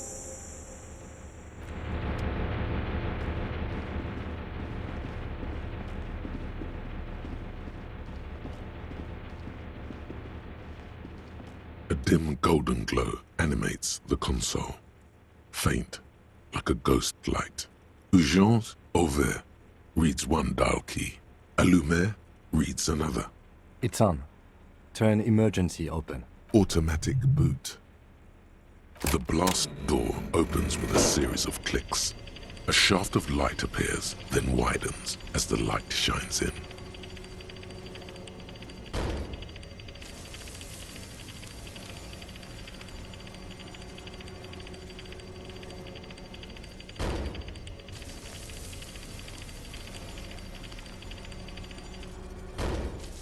A sudden wave of anxiety makes your skin crawl. No, it's more than that. There's something there, waiting. After you.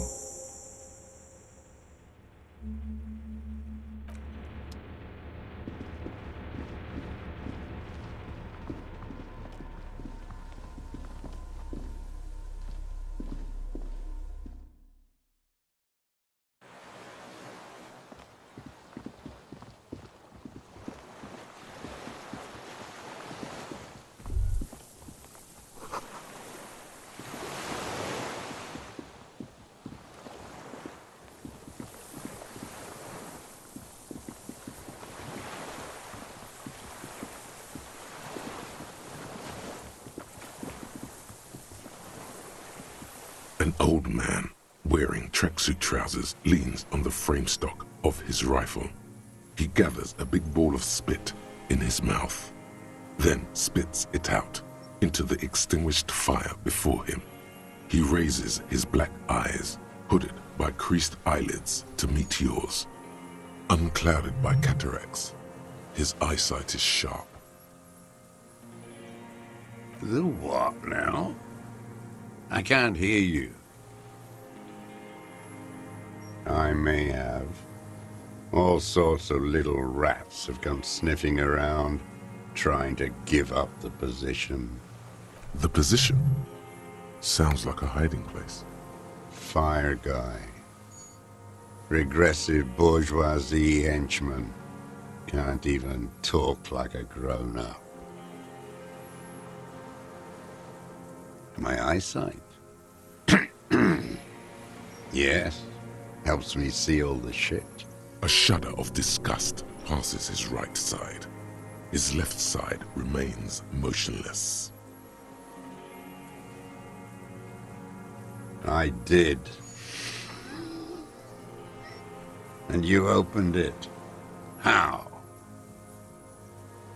I should have burned that console down. The boat engine. On the water. It's not nice. It's a piece of shit. But it gets the job done. It's a 3-Angong 446. A Samaran rifle. How did you get hold of one? It was sent to us by our brothers in the Sinyao commune. Military aid. It has stayed true to him. He can still make it sing. You heard me.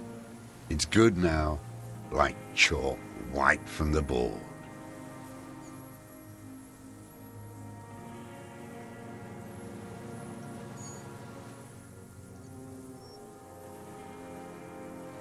Yes, I bet you've killed a lot of people with it. You fascist fuck. Have you come to make me one of them? We have come to ask you questions, nothing more. If you do not comply, we will take you in. Do you understand? The danger levels here are hard to read. One moment he's a fire, the next, a fire gone out. No. Put it down now, sir. Or you're gonna blow my brains out before you question me. To hell with it. It's a walking stick anyway. It's out of bullets. Like an amputated limb in the sand. His gaze follows your motions. The rifle feels surprisingly light in your hand. Frame stocked and patched in places with tape and wire. Still warm from his parched hands. Not the metal. The metal is ice cold. This weapon has been modified several times. The rifle's in a shabby state, like a crutch that's seen too much travel. Hieroglyphs are embossed into the forearm, made of walnut. On the butt, you see Vespertine writing, burned into the wood. Triangong, 4.46mm, made in Sinyao. The rifle's in a shabby state. Like on the butt, you see Vespertine. No one said it has to be a Belmagrave. We were just guessing. From ballistics, it could easily have been a Triangong, too. It doesn't matter if it was made in Shanti Shanti. All it has to do is use jacketed ammunition. And it does. The right type and the right calibre. I wonder how old it is. The old man does not answer. He just stares in front of him. The old man keeps following your motion with his gaze. His right arm twitches suddenly. Some kind of involuntary response. Something is slightly off with his motorics. This looked very much like the murder weapon. It could be used against him to get a confession. In time. My name is Josef Lilianovich Dross, Political Commissar of the 114th Anti-Aircraft Division of the 4th Army of the Commune of Revachol. I am a deserter, a partisan, and a prisoner of war. This is my termless surrender. The Commune of Revachol? Do you mean the ICM? You're a holdover from the... From the Insulindian Citizens Militia, the army of the revolution. I was recruited in Jamrock in 07, trained in the École de Contrôle Orient, and consigned to emergency defense duties in 08.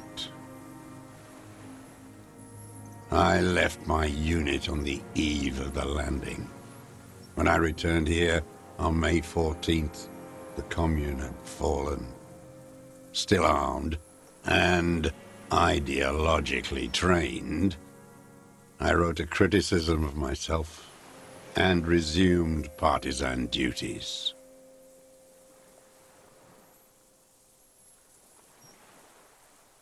"51 minus 8 equals 43. No. I've been on other islands, too. I was an Resurrection until they turned it into a spa in 18. Then I was an E-48, a nameless sound, until the sea washed over it. Then I came back here. That was 22 years ago. 43 years and 10 months. It's not how a human being should live. But I had to. I couldn't just forget.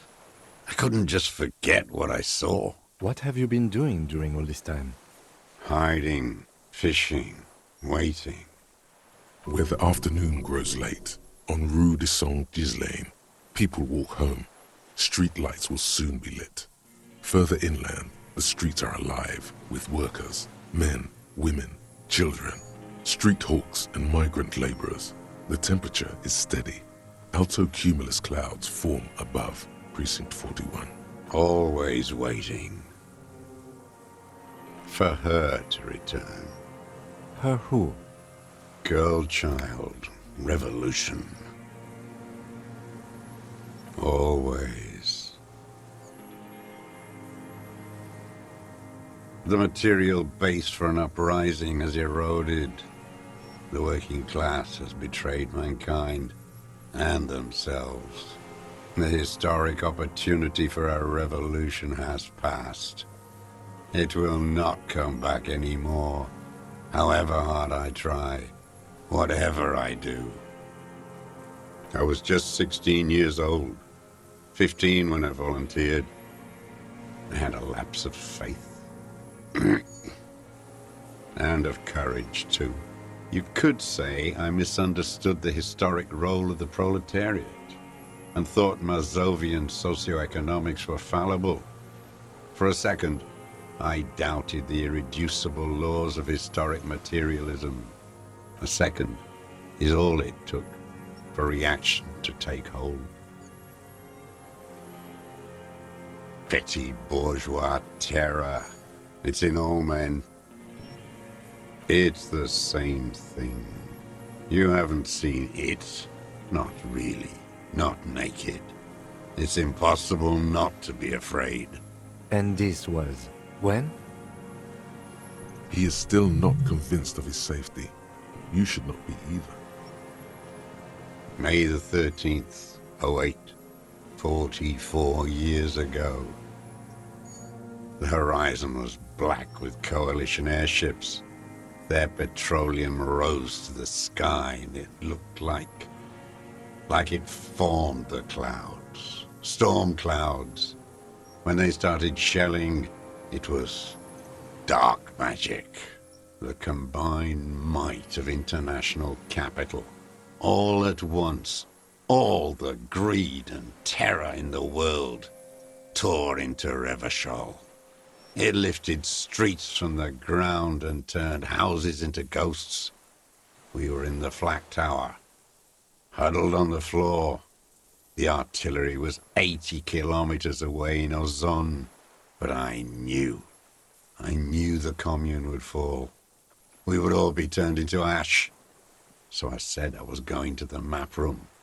A terrible shame, still within him. The lobes of his ears are red with it. The shame and smallness of what he became. No.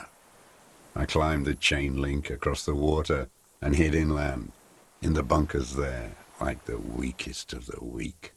A mouse, frightened of the ordnance all night, and the sound of the rotors in the morning, whirring. Airships. I climbed out into hell. The landing was complete. The chain was submerged. I had to swim back. The fortress was half submerged too. Shattered. They'd all drowned in the lower levels, or got torn to shreds above. The anti-aircraft gun had malfunctioned. So had I. I left them without ideological direction. It was real. I'd seen it. I'd seen it in reality. Some kind of great terror, worse than you've ever seen. The mask of humanity fall from capital. It has to take it off to kill everyone, everything you love. All the hope and tenderness in the world. It has to take it off just for 1 second to do the deed. And then you see it, as it strangles and beats your friends to death. The sweetest, most courageous people in the world. You see the fear and power in its eyes. Then you know that the bourgeois are not human.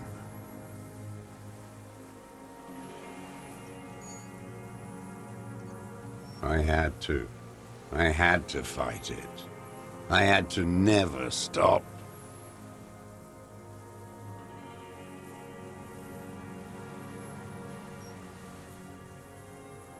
It's not an island, Dwat. It's a defensive fortification of the commune of Revachol. And I am its last surviving defender. The congenitally deformed King Philip II built it to restrict access to the Bay of Revachol. We captured it in '02, retrofitted the fort with an AA gun to defend against an airborne landing. Against the whole world. Coalition military called it Operation Deathblow. I later found out on the radio they called it Deathblow. You're one of them. Tell me, who speaks like that? We had 50 million people on Caillou alone.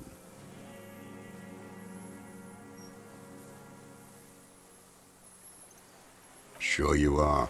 You're RCM. Answer me. Who calls an operation against 50 million people Deathblow? You don't know. You haven't seen it. Iblis, the black-eyed angel. How does anyone survive? I steal. Now hold on there.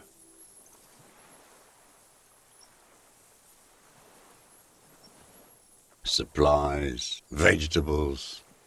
I collect rainwater. It's the life of a dog, not a human being. How is your health, Mr. Dross? I've been throwing up blood since winter. Red, like beetroot. Been passing it in stew, too. The RCM can provide medical services. You need to be looked over. I need to die. You don't have medical facilities. You have guns. That's all they give you. Toy guns. You also have Druamine.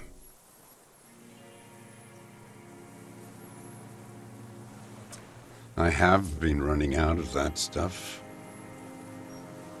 There's no way he could manage the pain without them. It's safe to say he is addicted to painkillers by now. It's the little joys. A dark joke, a sunshiny day, morphine. I haven't. I have holes in my brain, years missing, others filled with pain only. A decade of... I don't even know what. Inferno? I would imagine it gets tremendously difficult, mentally, to live in isolation. Traitors. It's better alone. I watch the people of this city turn the lights back on, more and more each year.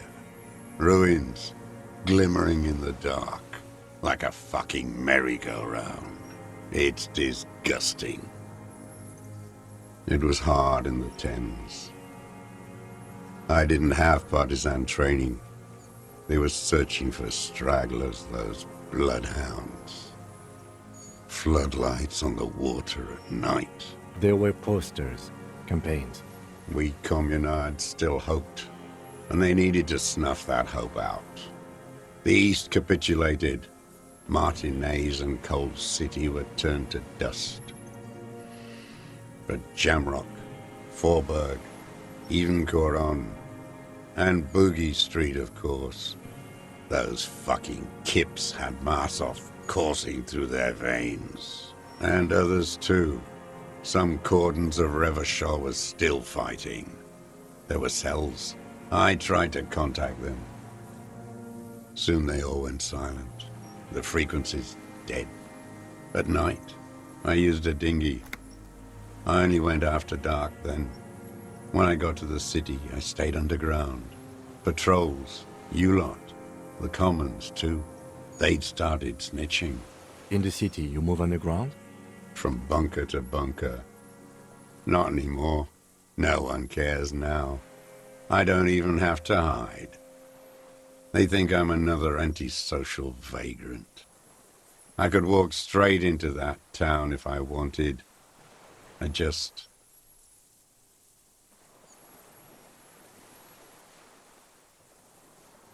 So you finally found it.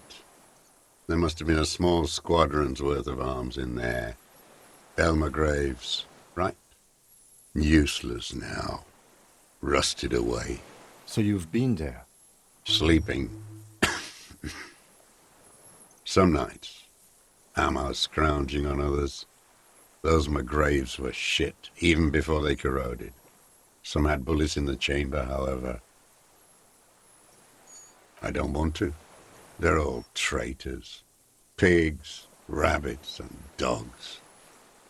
Men without ideals are only animals. The propaganda bunker. I used to, but not anymore. Propaganda bunker? They stored leaflets there. Broadcasting equipment, too. Made broadcasts, I think. Propaganda officers. I buried them with their leaflets. They killed themselves. 2 young boys. A lot of our boys did. I spent some winters there. Never liked it. Kept thinking of them. No need to go underground anymore. It's better in the ruins, on the ground. I do. They're good. Plenty of tar. I like that boy on the pack, too. Reminds me of the last century. The old man looks across the water, at the city, the ruins, the motorways rising above it. You're with the RCM, the coalition-appointed mob that enforces bourgeois morals in Revachol.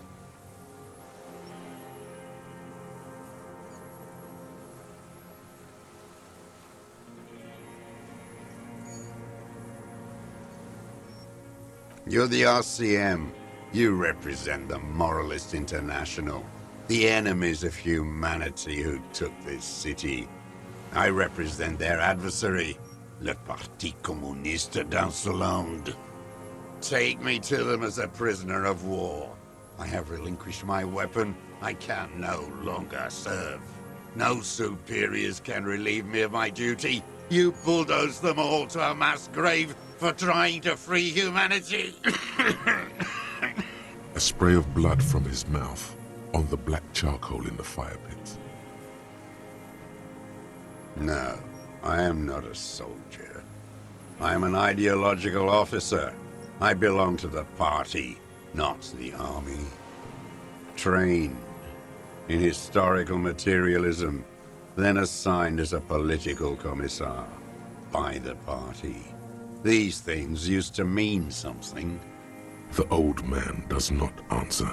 He tilts his silver head and looks at the reeds. You see a small tremor pass through his legs. His job was to assure the army answers to civilian control and follows the ideology of the Commune. Scientific communism. A commissaire politique is a night philosopher of the revolution, a future human.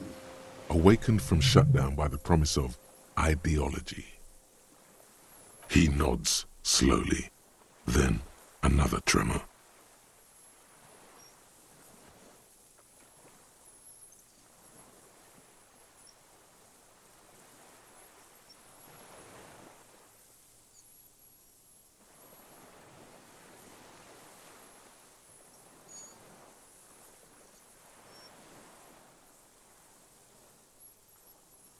No, you're not.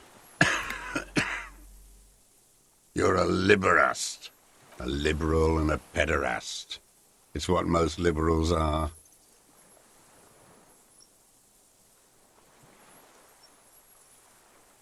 Detective, we have not come here to discuss ideology.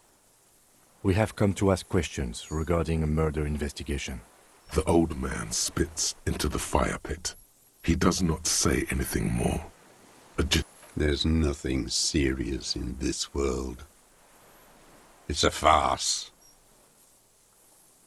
I've used it for killing people. Here we go. A trail of blood. The lieutenant smells it too. Killing people? It's a gun. That's what they're for. You want a moralist euphemism? Defending your family and your property. I haven't done that. I've used it to kill people. Interesting. During or after the war? There is no after the war.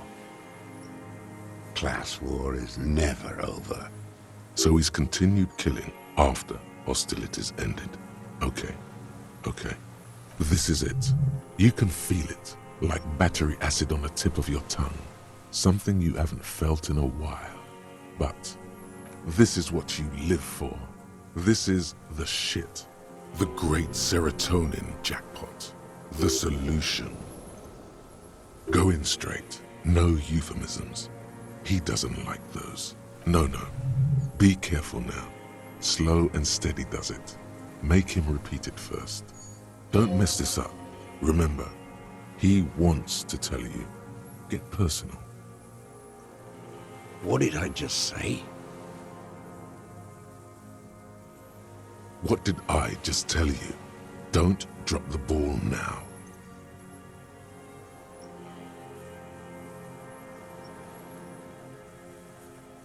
I don't want to tell you anything, you grotesque murderer. And why did you think that was a good idea? Don't listen to me. I'm wrong all the time. The who now?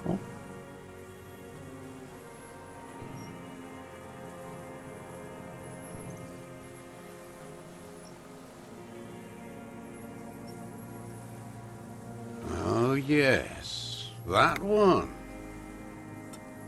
Ugly piece of work, that boy.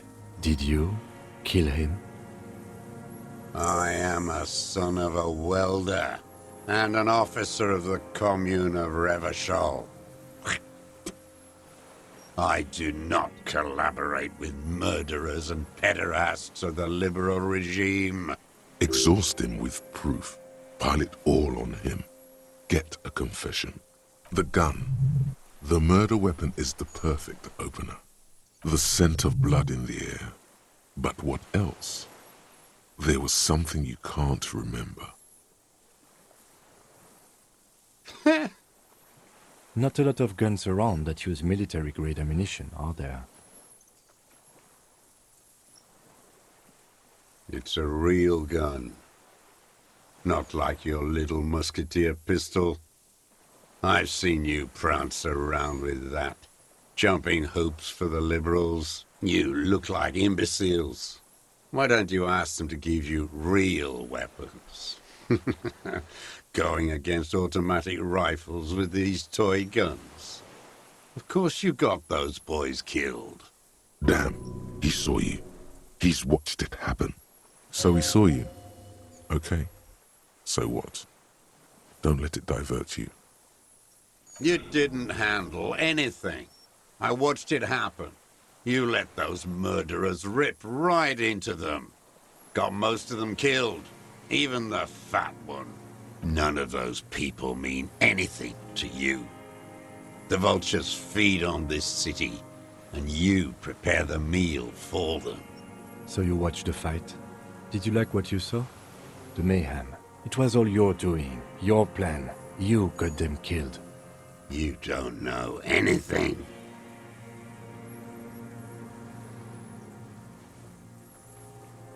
You know what? You're right. I'm convinced this made the shot. Should we call it?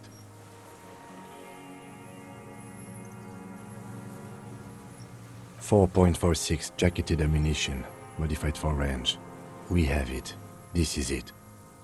Good. This feels good, doesn't it? Tearing things up like this. When you have the murder weapon, you have the killer. Murder. I saw you poking around there, looking for evidence. You're damn diligent when it comes to dead fascies. Did you like the view? You had direct visibility. There are embrasures in the concrete, specifically meant for a top follower to use. And you had a long-range rifle in your possession. You've been here a long time, Mr. Droz. Too long. You need medical aid. I'm ready to die. I've done my part. Because it's a sniper's nest, you stupid fuck. Radio Gosh is right. You have worms in your brain. Wait, here it comes. The goddamn Maybells. The dried Maybells on Clausia's roof. There were Maybells in the grass when you got here. They're revolutionary symbols from the war. Wait, don't forget the footprints. The diagonal prints in the dust in the secret space behind Clausia's bedroom. Now they're gonna come up. You got it. Remember? The boot prints were like no modern soul. Damn Maybells. The whole island is turning white with them. So many this year, too. The spring is coming. No, it's already here. Wash the filth away. They blossom on the islets before. We fertilize them with our blood. Resurrection was snow white in May, before they ruined it. South, the Bay of Martinez is dotted with little freckles of islets, turning green, with white flowers in white snow. The coast, too, before they piled their containers on top of it, filled with broken, useless trash for fat-fingered bourgeois children to play with. You must get around a lot to stay undetected all these years. Do you know any secret paths? Pinball workshops? I may. Clausia. He knows her, but hadn't heard the name. My ears don't reach the city. With the victim.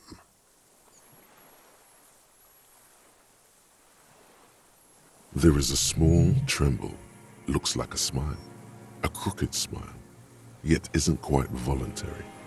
He's about to burst. Don't leave any loose ends. Get him on everything. Everything is brands with you individualists. Who cares what brand my shoes are? Sansa? Some shit. Show me the souls, please, Mr. Droz. Fucking imbecile.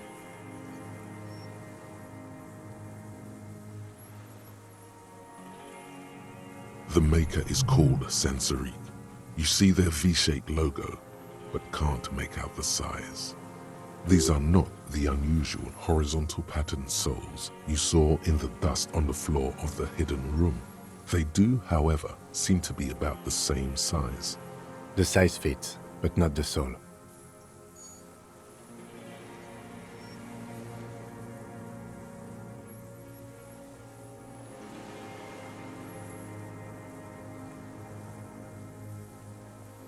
Corrupt henchmen of pedophiles.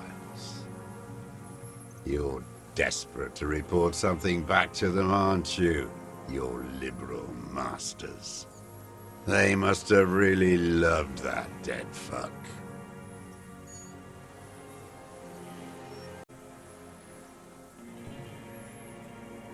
The old man stares at his own prints in the ash around the fire. Silent suddenly, some strange process within him. A gush of wind. Seagulls in the distance. You know who he was. A coalition-trained murderer. Armored and armed. He wasn't human. The blunt end of a hammer. Dripping with blood. Beating us to the ground. Moaning with joy.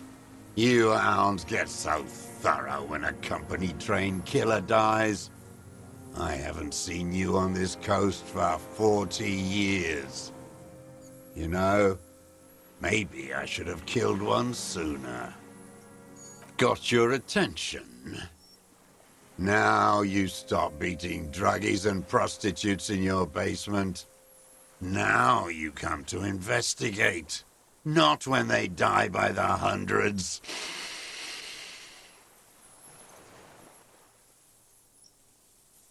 Oh, the inhumanity.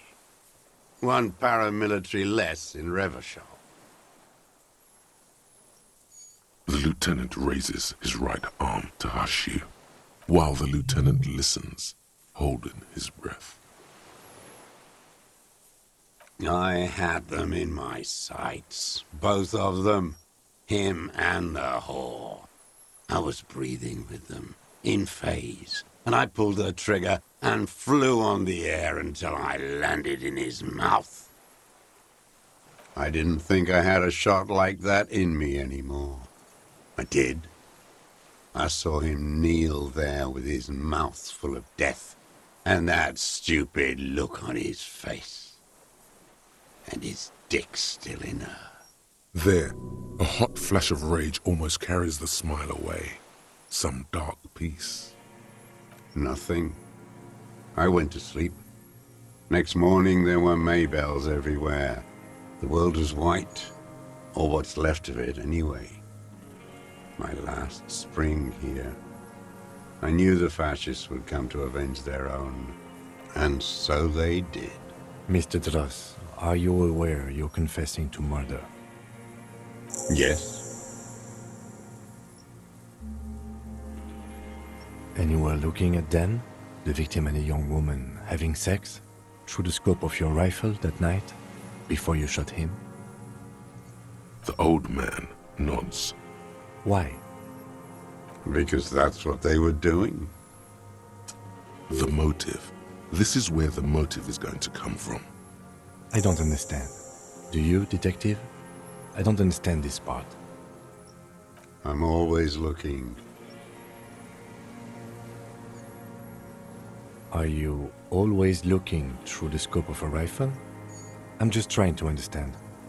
A rifle scope has the best magnification. Helps him see all the shit. And if you don't like it? Click. Then you pull the trigger? Yes. Think of it as a form of critique. You've got him going. Connect every little piece now. Wrap this up like a gift.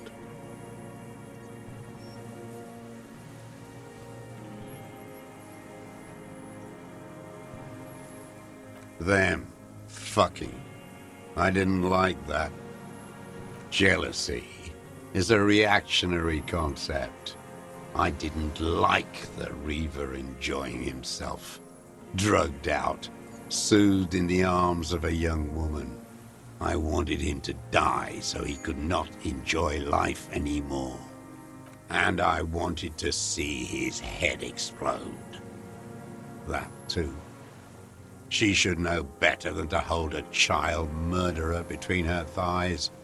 I knew he'd be there for one more second, writhing. That's all it takes for the bullet to reach his head. Now that I think of it, I wasn't aiming for his mouth. I wanted his brains to spill out on her. But you can't have everything. The caliber of bullet he used does not do that kind of damage. Since she came to Martinez, I saw her sneaking in the reeds early in the morning, behind the Feld building. It was dark, still winter. She didn't have her skimpy outfit on then, just a spot in the night, moving. Past the Feld building on the coast? What was she doing there? Hiding something in the water. She had a fag after she'd done it. I was up in the ruins there. She couldn't see me, but I could see her, smoking. She was nervous, but not scared. And beautiful. That, too. How could you see what she looked like? You said it was dark. The sun came up. Her hair was like cobwebs. She smoked more fags and snorted a line of whatever shit she was on, right there. She needed it just to move. Her passport and tickets to Villiers. And from there to Cachet Brut. After she was gone. Did you keep what was in it? When we found the submersible, it was empty. No. Why would I do that? I didn't need tickets to Villiers. I put them back. If I wanted to extort someone, I'd do better. A little inconsistency. He was surprised to hear her name Clausia before. Would he not have seen it on the documents? Why would I need that trash? I'm not going to Villiers. A strange confusion comes over him from time to time. Some kind of aberration of the nervous system. You didn't say Clausia in there. It was something. I don't remember. It was dark that morning. I only remember her face on the photo. I did. She had a face like an archipelago with those birthmarks, and a body hard and lean and bruised all over, black and yellow. I could see she's taken a beating. I could see who she was, too. A spook, on the run. Revachol's the cloaca of capital now. All the bagmen and arms dealers end up here to do drugs and have sex like animals. You could tell she was a spook? From the documents? She had different color hair on the photo, and glasses. Forged. Some sordid bourgeois affair. I've heard about this kind of thing on the radio. I'm not blind, am I?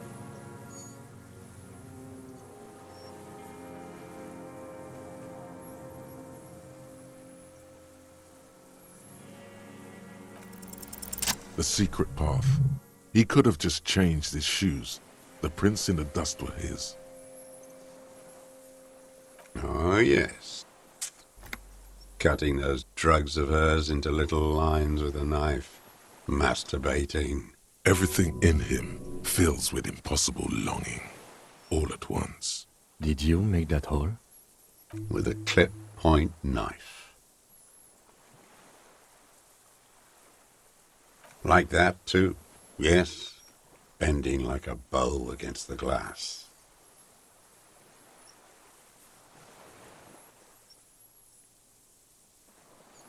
I've been through all of Martinez. Every nook and cranny. Yes, that too. The things they did in that little room. What she'd do to feel good. Funny the way light works. You turn it on inside, and it gets so dark out, you can't see a man looking in. I learned that in the 20s, when they were still hunting me. I've seen people do some shit, but... You hear the familiar scribble of the lieutenant's pen. A quick glance at you. How did you get in there? The hidden pinball workshop. I can just walk in there now after a good wash. I told you, they think I'm an antisocial. Closing hour is a good time. The kitchen's empty. You had to open the steel door in the kitchen? How? I got that open a long time ago. Some bourgeois game merchant lived there. I don't know, 15 years ago. He left spare keys all over, and I took one. Then I saw her turn the light on one night in my scope. Andy found use for it. A spare key, like the one hanging behind the Union Box window.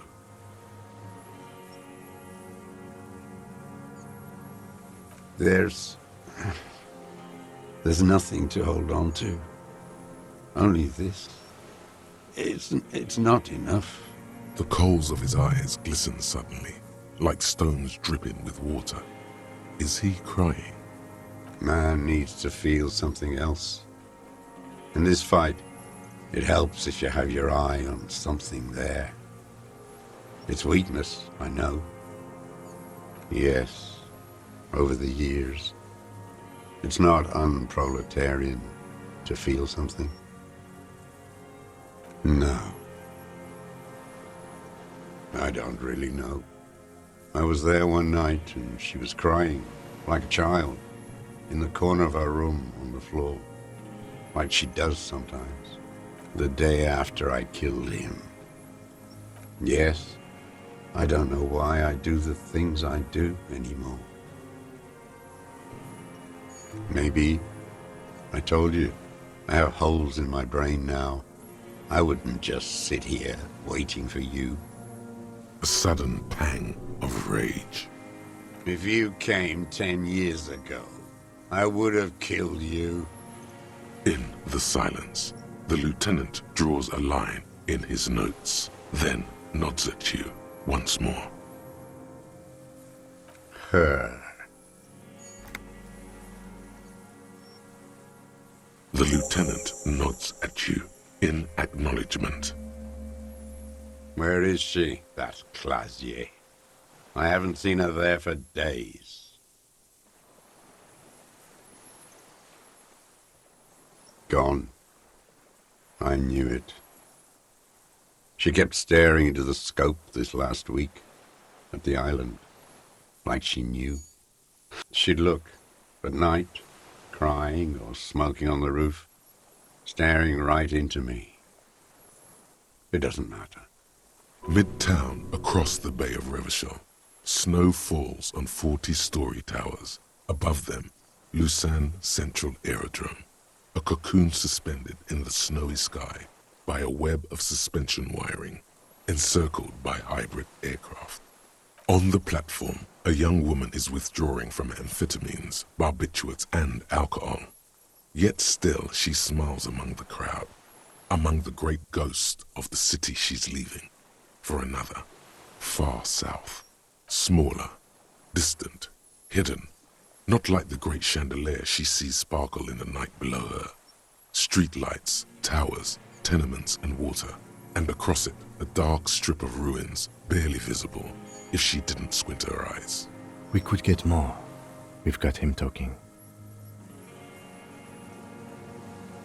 Who knows what he's seen and done over the years? Enough. Take him in. Bend his arms behind his back and end this. A tragic comedy. Druggies, prostitutes, and rentiers. A strange little engine seems to fire up in him again. It straightens his back. Specifically, the whole city is a charnel house, stripped clean and draped in neon. But Martinez is the worst. Because of the racists. Everyone is a racist in Martinez. It's their favorite thing to do in the whole world. Listening to race-themed radio shows. In the ruins, in their lorries. Pumped full of steroids and Radio Revachol 92. Race this, race that. It's all sanctioned by that social democratic union and the farce of a social democrat who runs it. Yes, the fly larva in his container. He let some nihilistic advertising yuppies erect a statue of Philippe III, a syphilitic murderer, on the town square, to spit on the working class. Not since the serfs of ancient Pericarnassus has history produced a more inert social class than the Martinez proletariat. The rest of Revachol at least pretends to rebuild. These people still live in ruins, in tents, like animals, like those boom-boom morons on the ice. A pity they didn't drown in that tent of theirs. The worst of them is the blood-drenched Sucrion on her yacht, licking her lips. The old whore's gone now. Her gun-toting porcelain men are dead. So, actually, no. The worst is that old cock parading around in his uniform, throwing balls all day. It's not enough that the racists and liberals are dancing on our graves. The old loyalist ghouls still parade the ruins too. Every morning he's there, while the parasites he fought to protect are off in Ozon, or Kwayamorang, or some other island they built their palaces on, feeding on drugs and having sex with their own children. That's all the rich really want. Sex with their own children. Throughout history, even the royal bloodline of the suzerain, it's all just an excuse for them to have sordid sex. At least that old cunt, Frisell, is now dead. We did good when we pushed him under the horse car, until, in the 30s, those disco whores. The disco whores are too much. Hatred shuts down his brain's language center, leaving only a nonsensical sputter. And the Sucriant on her yacht? Joyce? Probably. Whores. Another hideous disappointment. Unions are the real enemy. The true enemy of the proletariat, placating the masses. That deformed toad, I wouldn't expect him to wipe his own ass. I mean, the brains of the operation, the smart one. Edgar.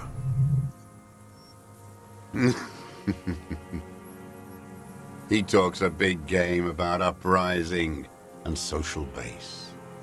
They must have sent the smart one to some university in Le Jardin, where it's alienation this and hegemony that. First against the wall with him. The Clares wouldn't miss a man hidden in their own backyard.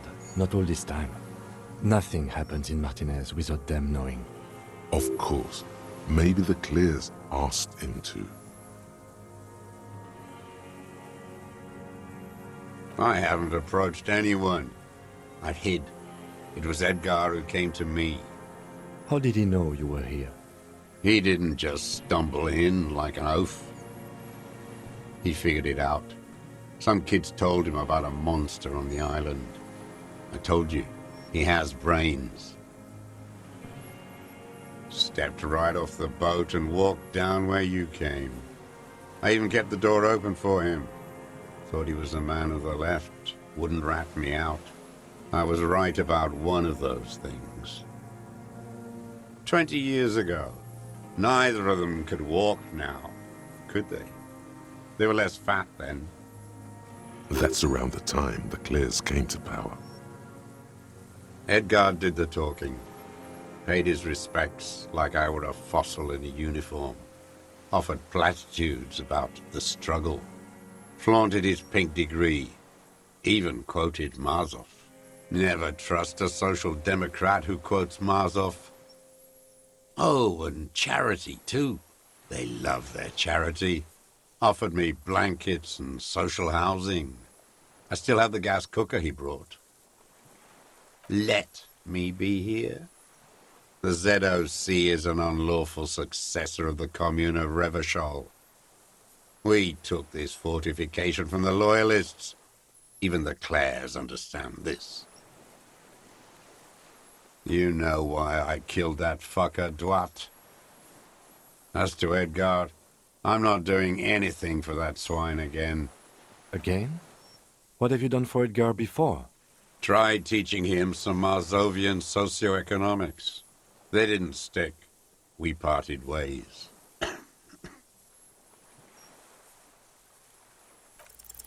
The connection comes to you like a splash of cold water. Dark, cold water. Hey. He acknowledges it. Here we go. A twist behind the dark bend. That bourgeois cow. Tiffin Holly was her name. Licked the rich man's hand every time he came to town. Never seen a labor leader so hot on mutual cooperation. And money. She liked that too. That Holly was a real bridge builder. and a deal maker. Bordering on sentimentality, it drips out of him, tempered by something familiar to you. A familiar rage. She was, and she was real soft on those money men. Had a Barbara Muscova bag over her shoulder that she liked to bring to work. Called in, they say, on the eve of battle, ran away, vanished like a piss stain. No, that's not quite it, is it? Did she? They say her daughter called in, not her personally. But that wasn't really her daughter, was it? No, I guess it was not.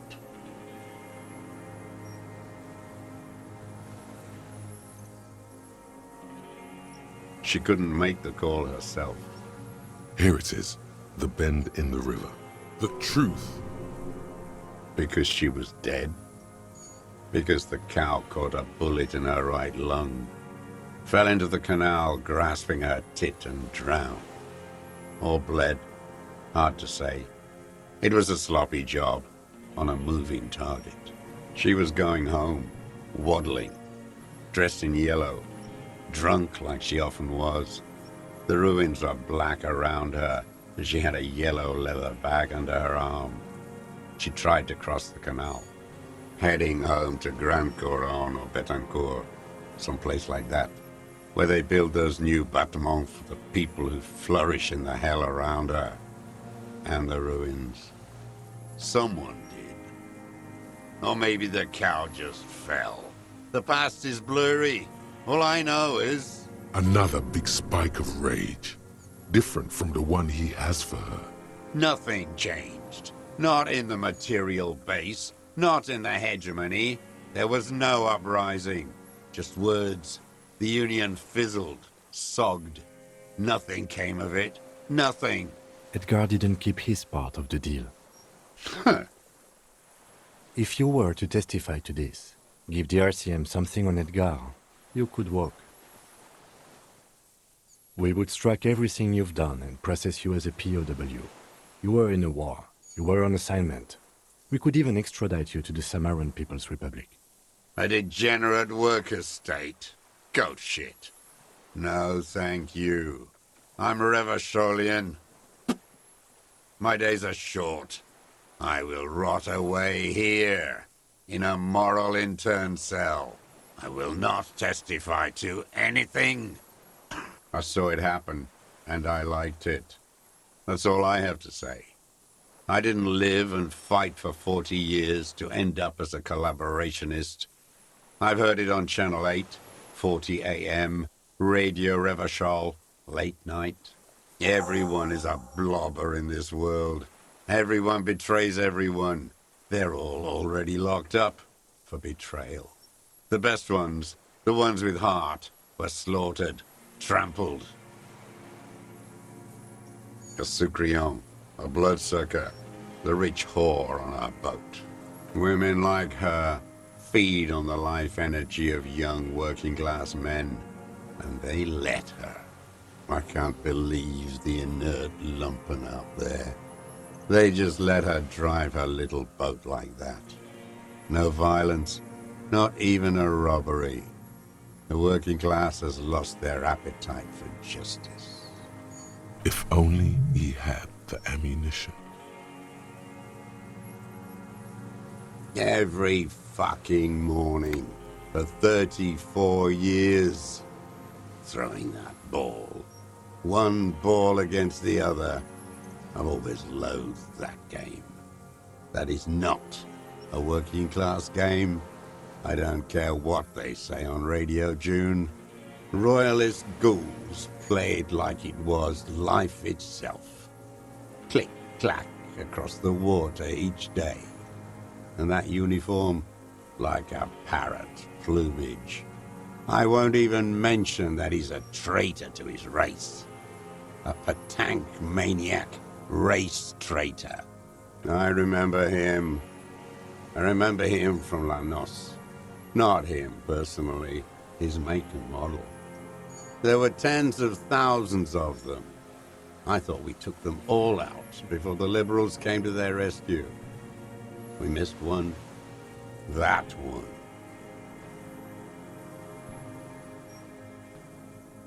Fat and plump, like a pheasant, just begging to be popped off. Please, Mr. Dross, shoot me. He whispers with such predatory hunger, it borders on longing. Not yet. I like to look at him strut around, place the crosshair on his medals, right on his face, and just fiddle the trigger. Think about it. Let the bomb melt in my mouth. A treat, better served for later. He's a pleasure delayer. He is a juicy bonbon, that one. A real treat for the black day, the blackest. When I put that gun in my own mouth, I think, no, don't waste it. Put this lead in that cock, Rene. For the boys he killed. And then I look at him throw those balls, and I suddenly feel better. I even hid one bullet, so I'd always have one for him. Haven't seen him around lately, strutting around. Must be down with arthritis. I hope it hurts like hell. I hope he sweats blood.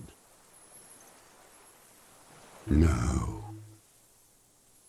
I waited too long. I waited too long, and now he's dead?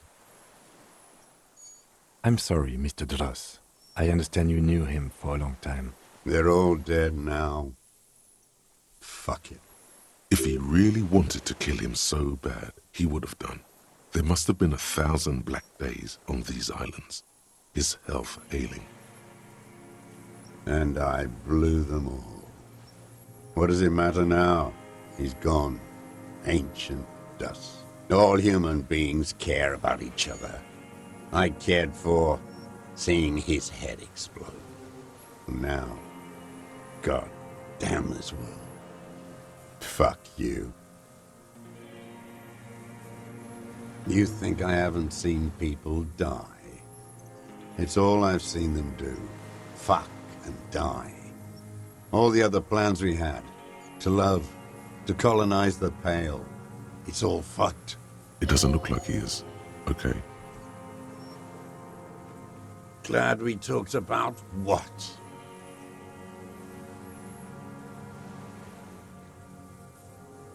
His lip curls into a sneer. Glad we talked about what? For a 60-year-old man with stomach trouble, who spent his entire life alone on an uninhabited island, he seems surprisingly fit. He's clearly a drug user of the painkiller sort, prone to erratic hand gestures, and malnourished. But that's it. The moment passes, and you say, I ain't going. There it is. A brave little army, and already You've passed.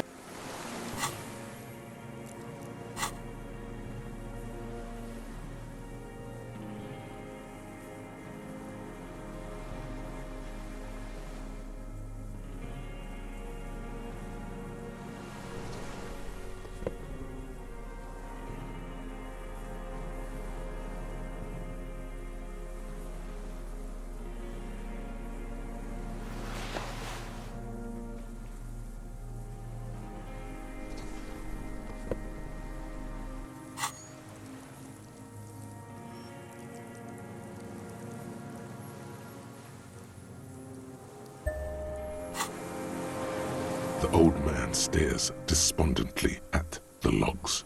It's like he's forgotten. What strikes you about this gaunt man is not the stomach pain, or the cough, or the malnutrition.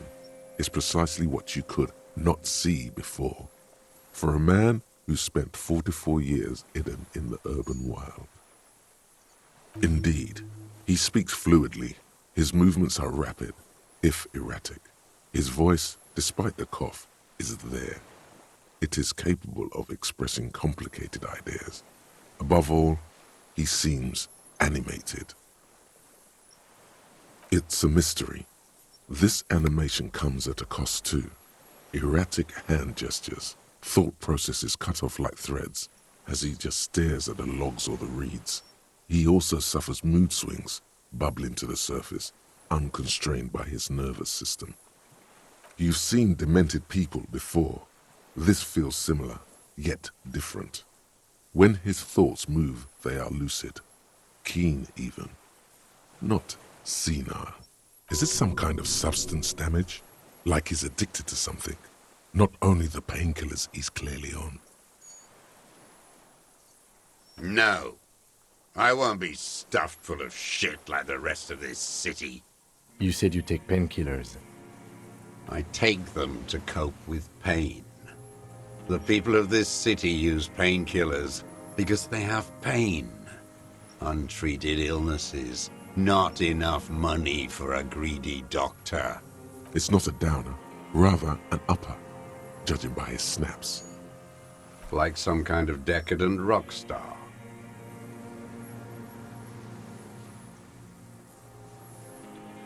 No, I'm not okay. I shit blood, and I'm surrounded by insane people.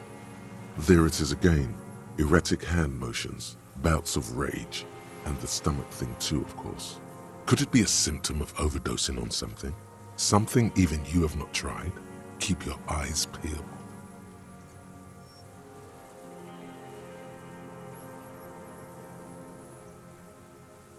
What? But you said I would be taken to the... The wind picks up. The silence on the water is broken all around you. Little shivers of waves appear. The lieutenant continues, like an incantation. Your wayfarer rights have been suspended. Information provided to the officers on the scene will be used against you by the prosecution. You will be given legal counsel within 1 week and must face court in 44 days. Do you understand? Do you understand? But... No, I don't want to. I have to stay here. He's sweating. Beads are forming on his forehead. Pupils are dilated too. Eyes getting blacker and blacker. Your confirmation is not required, sir. Now on to the boat. Not really. We could escort him to the pier, then either one of us can take him inland while the other stays here, but... But then, who watches him while you're coming back here? You come back for me? How about I go and send a boat back for you? What is this farce? This is a... Lillian. You could ask her, maybe.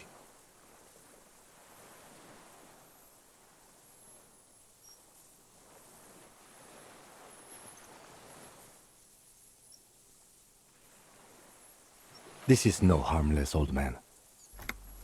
This fucking world. This world. What is this? No, listen. Listen now.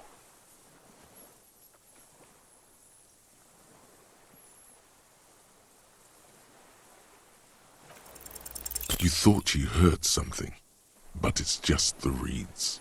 Maybe we could all fit in there. Actually, no.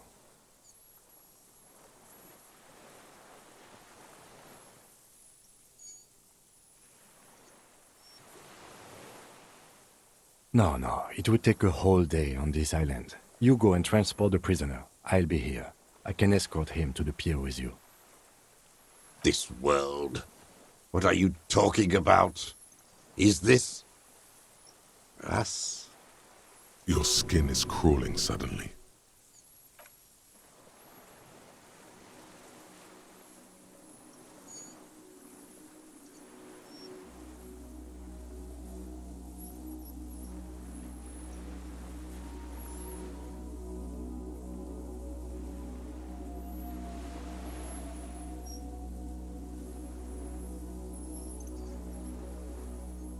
A delicate tangle of arms and legs unfolds from the reeds, limb by limb, to then just stand there, moving its scythe-like arms in ghostly silence.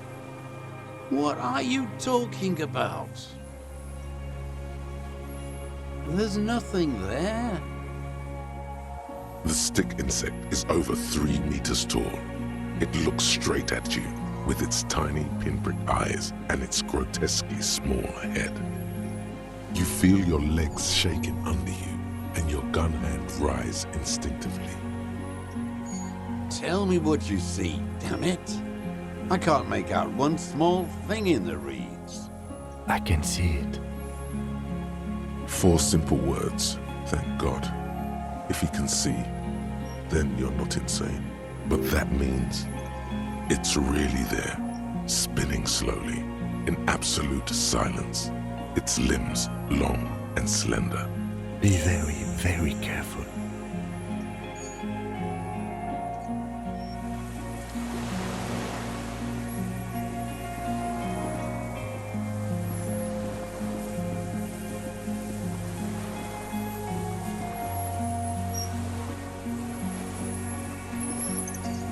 The creature stands on long stilt-like legs, antennae hanging from its head like a woman's hair, white and curled at the tips. It is no more than 5 steps away from you. Reed-like tufts stick out of its joints. As the insect moves its forearms, it produces a faint hiss, like a reel-to-reel machine spinning after the tape breaks.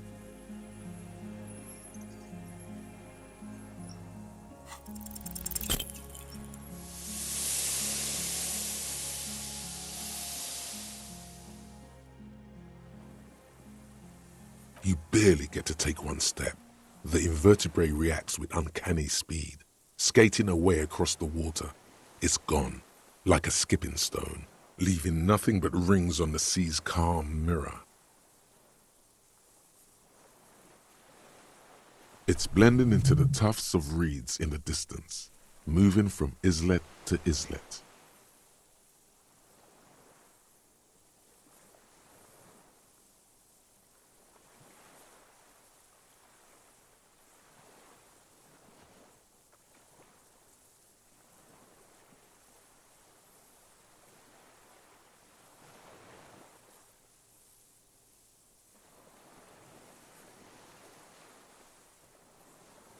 Where? Where did it go?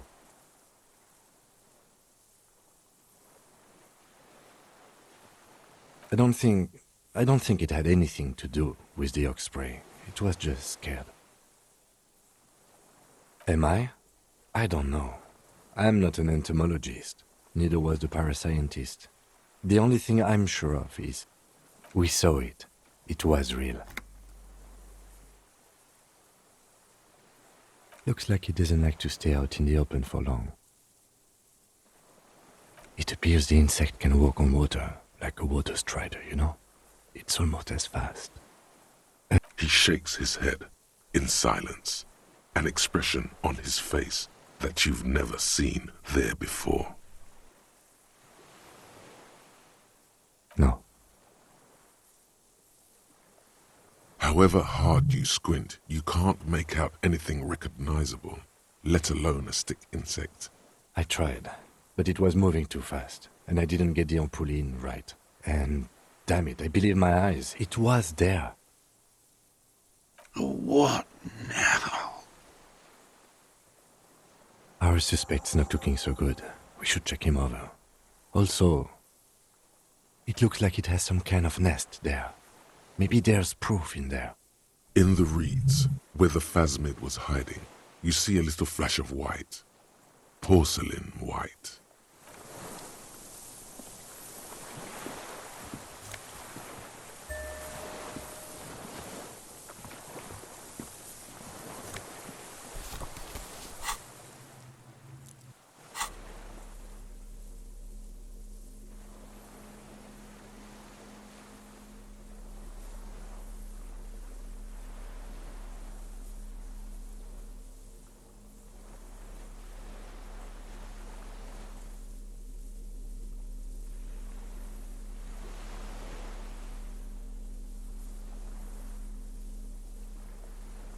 This passport, issued by the Sovereign Republic of Oranje, is issued to a black-haired woman called Katarzyna Alazie.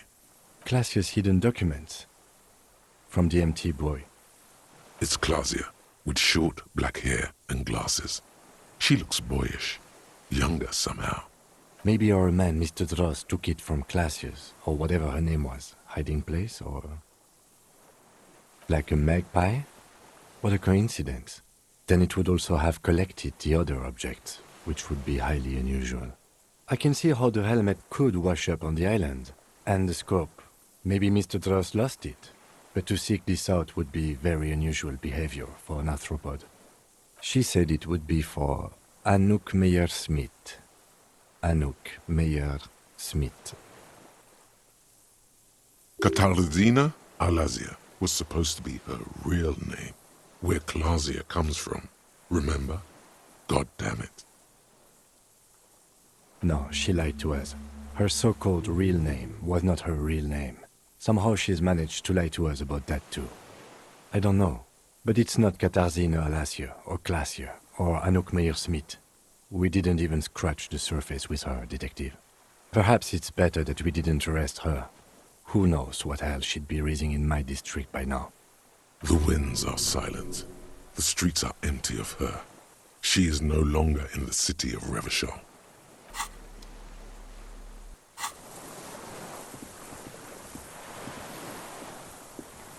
What is it? What do you want from me? I can't go. Something is very wrong with him now. See? Mr. Dross? The man does not respond. He keeps staring, black eyes glazed over and bulging from their sockets. His gap-toothed mouth shaking, like an addict of some terrible substance. A light shiver passes him, followed by nothing. His hands are trembling, and he breathes slowly. He's going into some kind of psychomotor immobility. The good news is, this solves our transportation problem, doesn't it, Mr. Dross? The trembling mouth appears to sigh. Between this and the broken tire he's used for a boat, I think it's safe to leave him here, while we go and get help. It will need to be medical first, I'm afraid.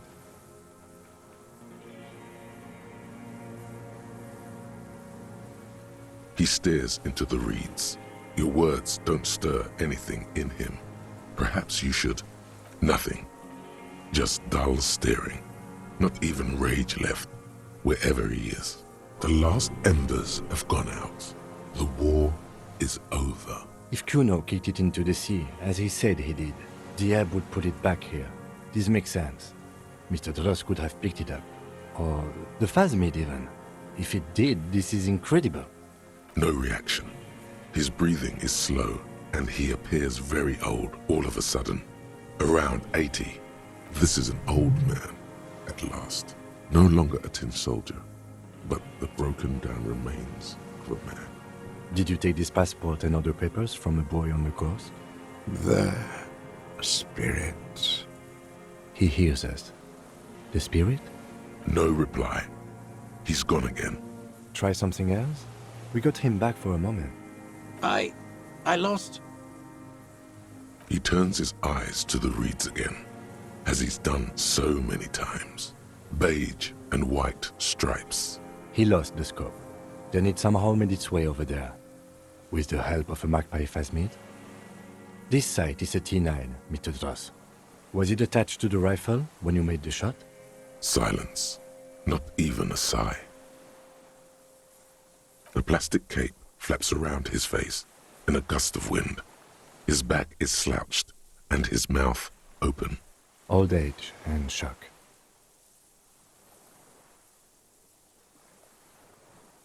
The appearance of the Phasmid in conjunction with the stress of the arrest. He spent his entire life here. For him to leave would be... We should think about getting back to the mainland. To get help. He'll be safe here. If we don't take too long.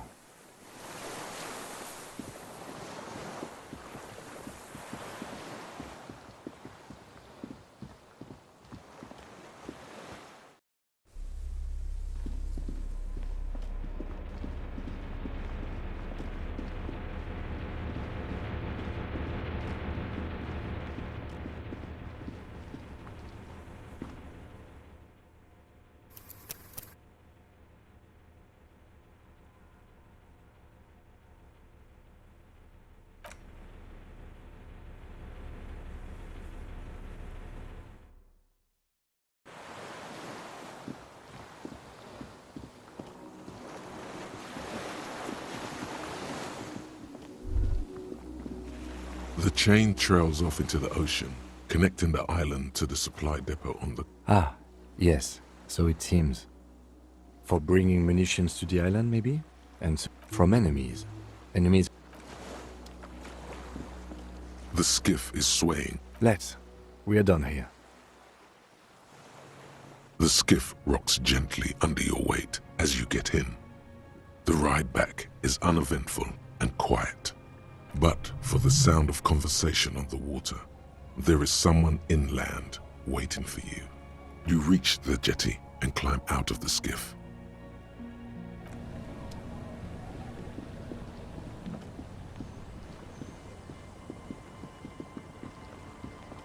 Look what the tide brought in.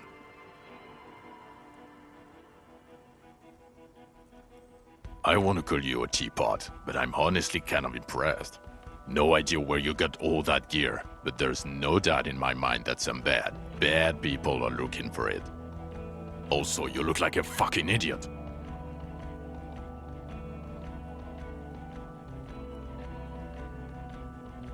Oh, really? They don't seem bothered by it? That's because you're a cop in an exoskeleton.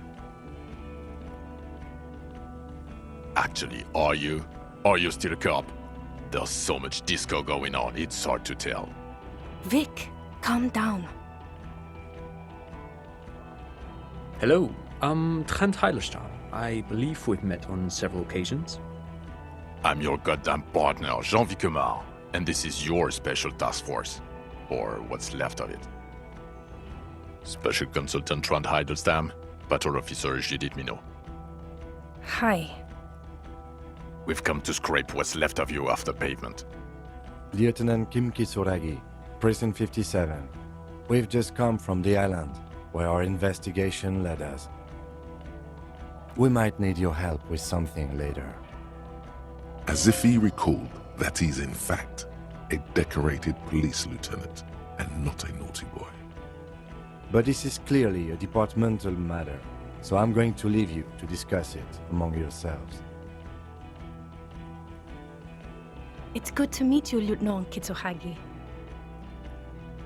Letting the lieutenant know he shouldn't feel embarrassed over the shitstorm that's about to befall you. Ari, we want to help you. Trent, I believe this is where you come in?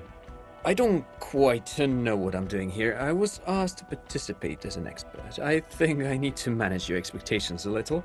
I'm at best an enthusiast in cognitive science. My background is in something else entirely. I engage in neurology on a merely theoretical level. In fact, I should probably get going. No, Trent, it's too late. You're part of this shit now. What have you got to say for yourself, shit kid? What does he have to say for himself? He left you to catch the bullets.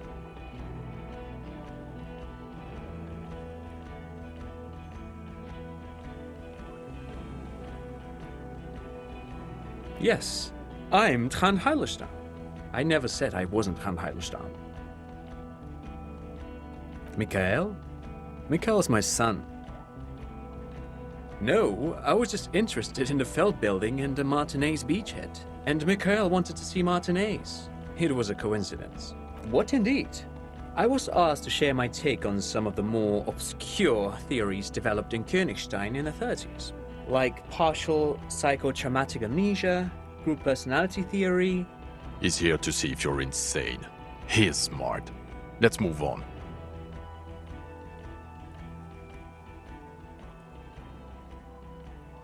Yeah, Major Crimes Unit, under Lieutenant Dubois and Vicomar. Ring any bells? Refresh your memory? It's a goddamn Major Crimes Unit. There's you, me, Jude, Trent fucking Heidelstamm, and Guillaume Baby. I'm technically just a civilian advisor. Oh, fuck you. You're part of this shit show. Oh, that's an interesting story, actually. Guillaume Bevy is a police reporter who joined our team. He was really good. Then he left because he lost faith in your ability to lead the unit. Other people have left too. Good, smart people. People we won't get back. Only me and this really patient patrol officer are still here. And Tron because I'm forcing him to stay. Is this Guillaume Bevy blonde and partial to sunglasses? See? There. He's getting it. I was impersonating him. Look at me, I'm G. Bevy. It was going to be funny, but then you really did have brain damage, so not so much anymore. Do? It's a major crimes unit. We cleared the desk of cases so Precinct 41 doesn't look like the worst station in town. We are shit tier now, Harry. Because of you. The 41st isn't...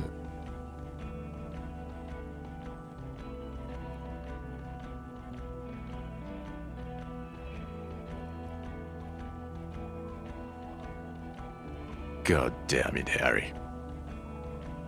You told us to fuck off.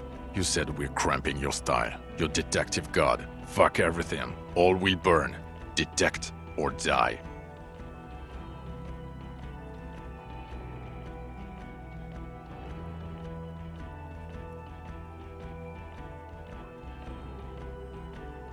It wasn't like that. Fuck you, Harry. We didn't know there was gonna be a tribunal, did we?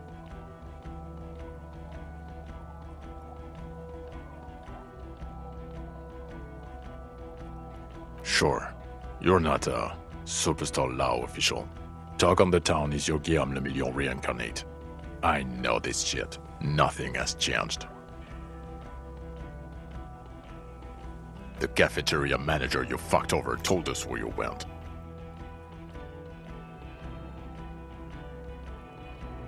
Strange. He didn't mention that. In fact, the establishment didn't look saved at all. There was a giant aerograffito in front of the building.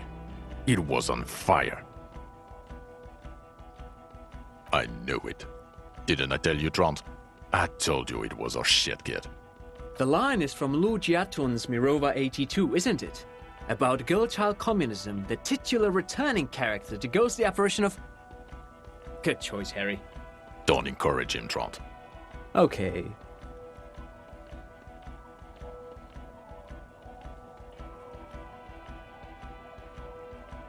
Duped? Hey, here's a brilliant idea. Don't be a morbid drunk and you won't be duped so easily.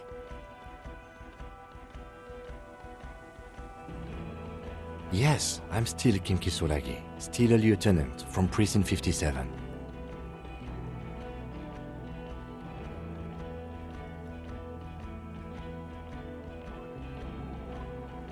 The bells aren't ringing because you have brain damage. Trant, this is where you come in. How bad is it? Well, he doesn't have visible tremors, he talks without slurring, he can drive a boat, he's standing, reasoning. All good signs, but complete retrograde amnesia, episodic and semantic. As displayed in the station call, our interactions with him, and I don't want to be a snitch, but also mine with him before when Harry did not seem to know who I was. It's all very interesting. Interesting? Yes, interesting. I have my theories, but I would like to hear Harry's thoughts first. Harry, what do you think happened to you?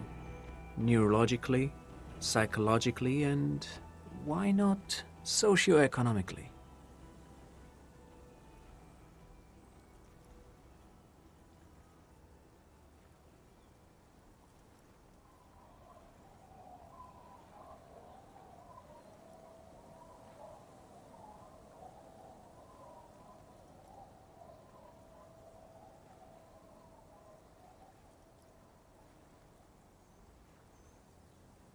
Not when you phrase it like that. But I don't think critical theory... I know everyone thinks this is far-fetched pink academia, but still. I don't think it should be off the table here. What? He lost his memory because of capitalism? No, not like that. I'm not talking Vrede for school here. But Harry, I asked you, what do you think happened?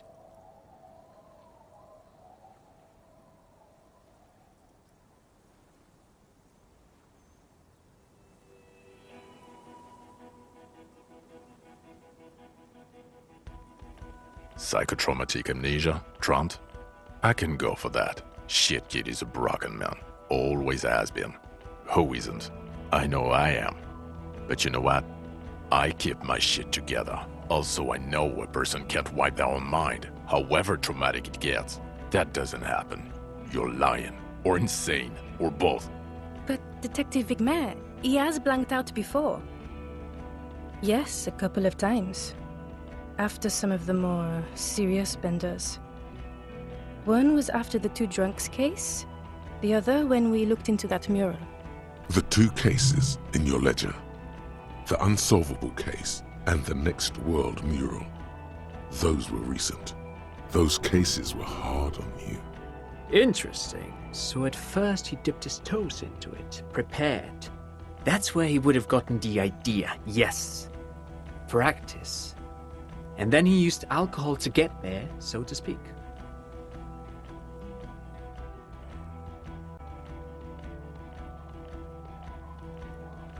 What do you mean? Well, here's my theory. What if this is an absolutely normal reaction to the world we're living in? What if this is not a significant anomaly at all? Something to be explained, approached as a defect? Look at the sensory input here. Look at the ruins, the neon. Listen to the radio, the multitudes, the people. Live here for 40 years. As a police detective, he's like a magnetic reader on the world tape, to borrow a known metaphor. Harry's been pushed flat against it. Total input. Hardwired to the free market. He just needed for it to end. Okay, Trent, thank you.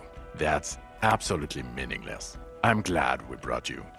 Will he or will he not be able to work in the major crimes unit? Is he a cretin now? I want to know that. He's not a cretin, and he is able to do work. If not in his previous leadership role, then as a line detective.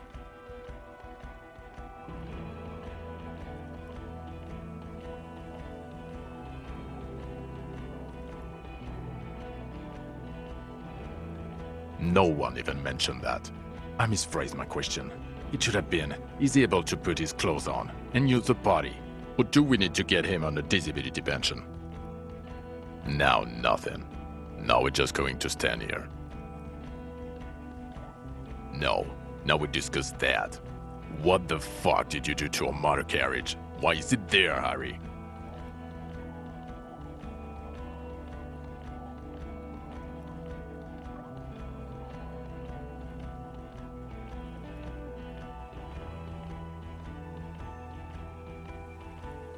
Ah, so refreshing. He just admits it.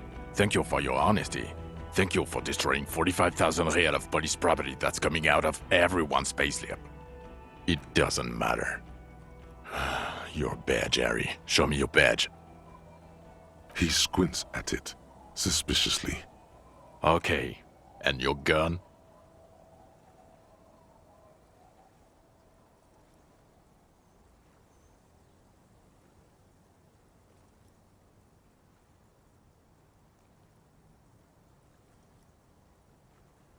I don't care about your collection, you hoarding freak. Is one of them your service weapon? I only want to know about that one gun.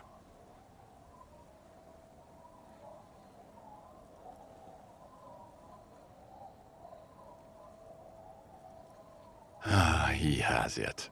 I thought it was in the ocean. You're drunk like a bum, Harry. Put that thing away before you kill someone. So you forgot to drink? I don't buy it. Why do you smell like a corpse then? He's wounded. It's been a long week and he's handled an actual corpse.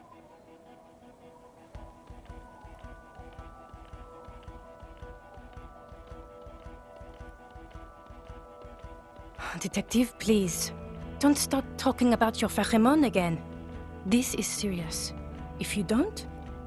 Then you'll be fired. This is a hearing. Toughen up.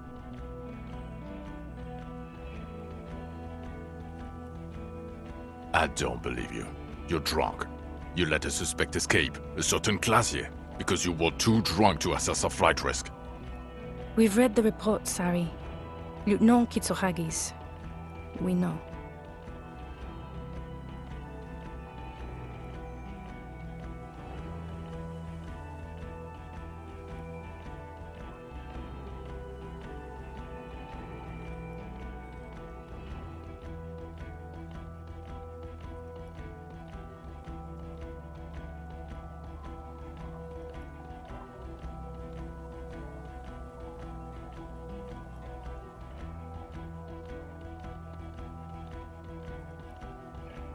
duped again. Not for one moment do I believe you quit drinking. I'm not even gonna get into the other suspect, the one who shot herself. In the head. Or the fact that you're Everett Claire's little peony now, doing I don't know what for him. That's small-time stuff. That's nothing. That's a humorous anecdote. Compared to the 6 people who were gunned down, the streets are literally red with blood, Harry. It was fucking mass murder. He did everything he could. We did everything we could. The company hired unvetted mercenaries. Lieutenant Dubois got between them and the locals. He did so at considerable risk to his person. Remember, he was shot. We stopped an execution, not a negotiation. The loss of life was minimal compared to what it could have been.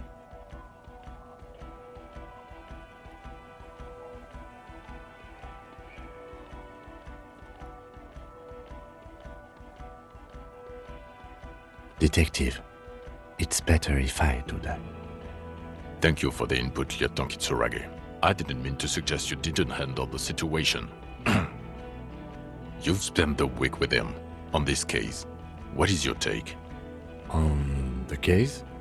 On Lieutenant Geoffrey Dubois. Well, the drinking, the gun losing, also losing the badge. That's all true. Although he has not been drinking on the job this week. See? 1 week. Then there's the superstardom. He likes to, from time to time, allude to being a superstar law official. At first I thought it was a joke, but now I'm not so sure. He says disco about 20 times a day. It's worrying, especially considering his political views. Detective Dubois is, as you may know, a Mazovian socio-economist. He wants to liquidate the ruling class, which, again, for a police officer, is a little odd. Odder still, he is also an ultra-liberal hustler who is always on the grind. How he reconciles these 2 points of view, I do not know. But he is vocal about both of them. And then there's the motor carriage in the sea, something I was not present for. But despite all this, he is a great detective, one of the best I have seen, in fact. He can talk human beings into telling him everything, and he doesn't stop. In all the time I've spent with him, he has not once stopped pursuing leads, however far-fetched and tangential. He is tireless, madly driven. Well, except that one time when he stopped to sing karaoke, which, by the way, I have to disagree with you, Mr. Vicmar, was a valiant effort. He really sang his heart out. Okay, he did something. Other than that one time, he has tirelessly worked on the case, and he solved it. We have a confession, a murder weapon, and the perpetrator, locked on the island right now, awaiting transportation. He apprehended a revolutionary brigade who stayed hidden for 50 years, ever since the revolution, who's probably committed other murders over those years. Oh, and he also discovered a new species. A new species? A colossal stick insect, 3 meters tall. It's on the island, camouflage as the reeds. It unfolded from them. I did not, unfortunately, get a photo, but I believe it may have been the Insulindian phasmid. I know this sounds fantastic, but I'm a 4 times decorated lieutenant of the RCM. I do not make up encounters with cryptids to spice up my day. I am very, very sane. I don't doubt you, Lieutenant. If you say it was the Insulindian phasmid, then it was the Insulindian phasmid.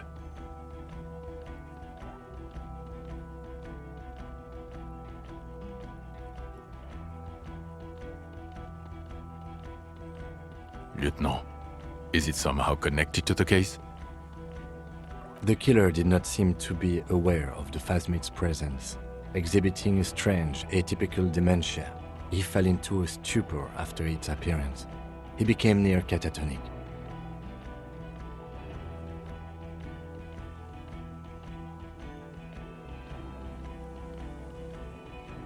So it is connected.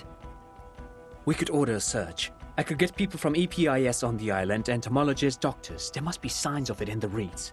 If we found the Insulindian phasmid, well, That would be absolutely exceptional. The PR value alone.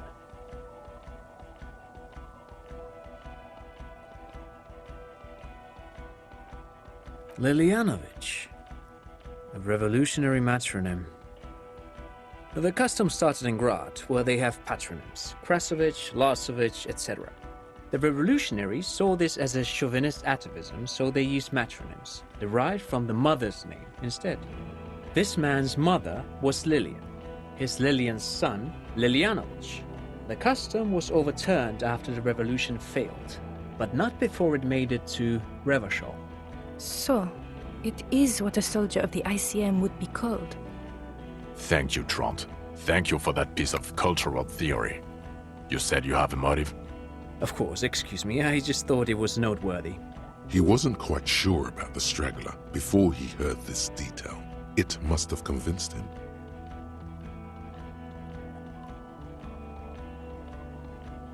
Jealousy. I thought this Lilianovich was an old man. To have been hiding for 50 years, like 70-something. A strange psychosexual fascination, the result of spending all this time in solitude on the islands of this bay. And trauma too. He himself gave a political reason.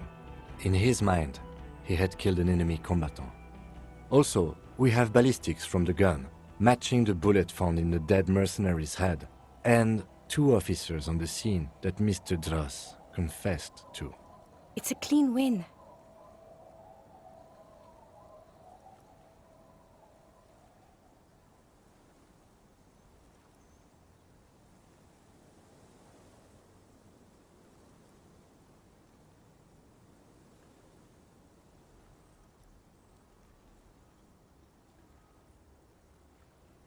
Get over yourself. You're not a perfectionist. You're a cop and you did a good job, with a lot of help from Lieutenant Kitsuragi. And none of this can hide the smell of booze on the wind. God damn it. Doesn't it ever leave? It is there, like in your bones or something. This is a conversation for when we are no longer out in the open, in Martinez, where Evrard and Edgar Clare have ears everywhere. And eyes, too. Your return from the island must not have gone unnoted. Understood, of course. I would prefer not to partake in anything union-related, for political neutrality. This has to be good stuff for him to backpedal out of it at first mention. Yes. Fallen through a gap in a boardwalk. Drunk. The body was transported to Precinct 41, our morgue. I had Tilbrook and Mullins take care of funeral arrangements and family stuff. You're not the only cop in the world, Harry. This all comes back to us. Still, good work with the missing person, Detective. It's still a point for you. No denying it. I don't know what a doomed commercial area is. Why? That's not what you were supposed to do here. There was a possible witness in there, and it was close to the crime scene. He was just chasing a lead and ended up advising a local shopkeeper. It was okay. Of course. Call it community outreach, right? Dodged the bullet there. For a moment it seemed like you were just wasting time.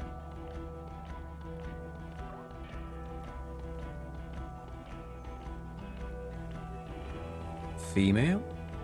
What makes you think so? You had to see it. It had the subdued colors of a female. And the nesting behavior too, I think. Incredible. Were there eggs in the nest? Not as far as I could see. There were other things there, though. Actually, you know, this would indicate it was a male. This is far from anything in my field, but I think such nests are called bowers. They are for attracting mates. Of course, as I said, I'm only guessing. I didn't see it. It must be robust if it can move a whole helmet with its limbs.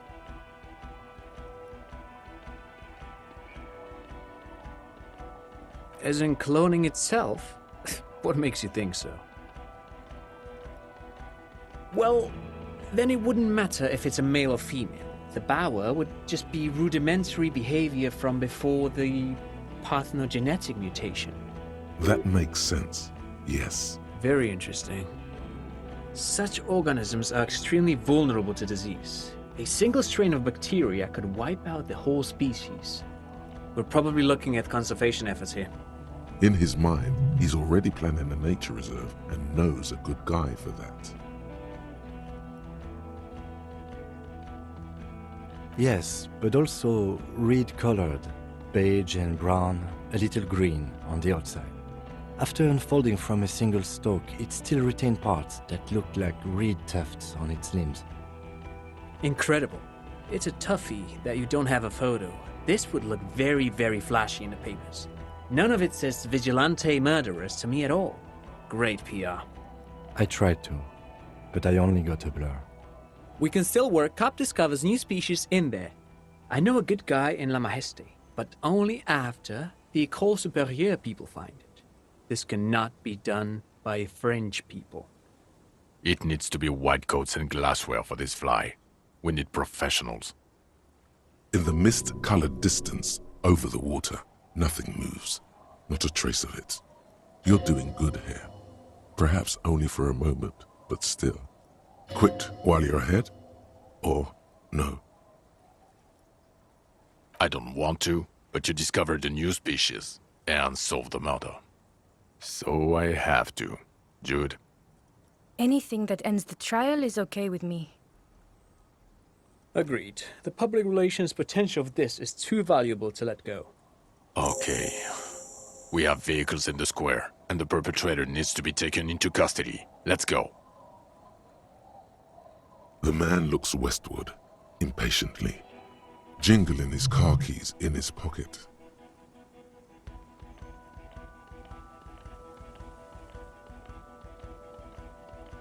Well, first I will go back to my station and write the most detailed report anyone has ever seen.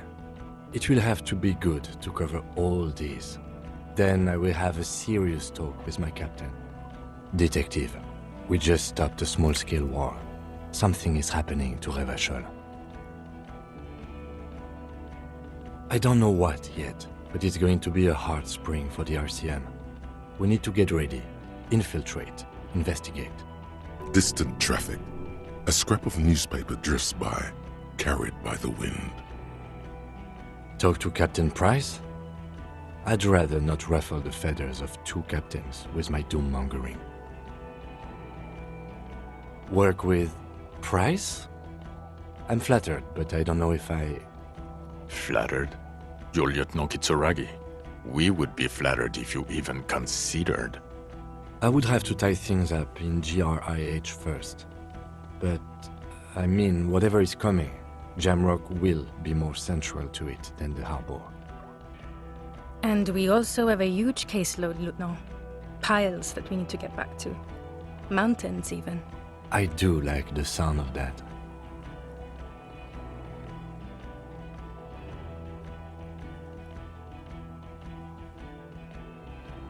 No. You're too unstable to work for mob boss. You're suicidal, Harry. No mob boss would take you. I assure you, I wouldn't consult for a corrupt unit. He would immediately backpedal out of it. It's not a mystery. Some chick fucked you over. Also, you were drunk. You really went with it too. Really maximized the damage. Dora something. Dora Ingelund. Yeah, you mentioned her name. Not Dora Dubois. Something like that. Half Vazan. No one is married anymore. This is Revachol. God, I don't know. 6 years ago, she was way before my time.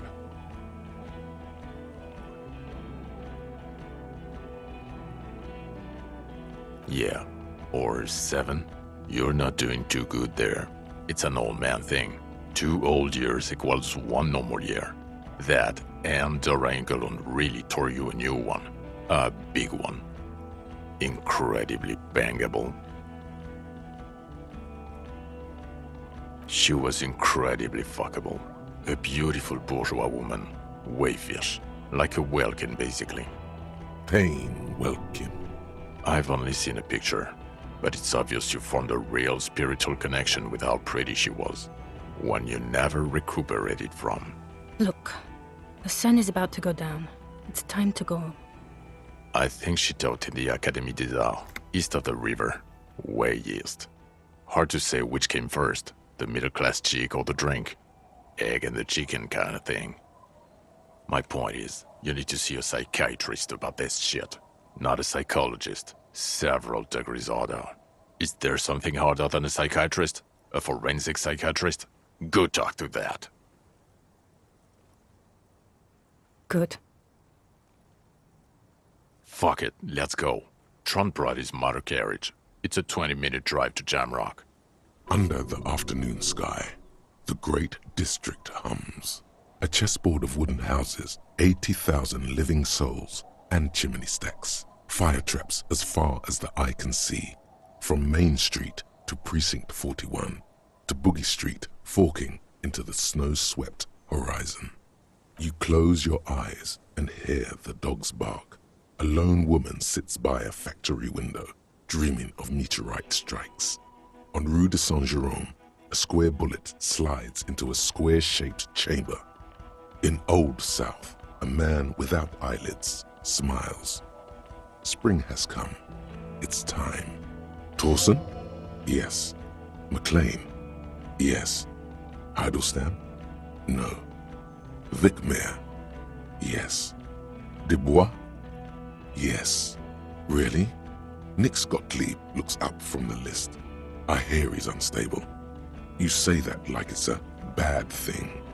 Captain Potomny Price gestures with a ballpoint pen. It's dim in his office, and the curtains are drawn. Harry's our man. He'll pull through. When he does, he'll side with the people. Understood. Gottlieb returns to the list. Minnow? Of course. Wonderful. Then can we please just go back to Jamrock now?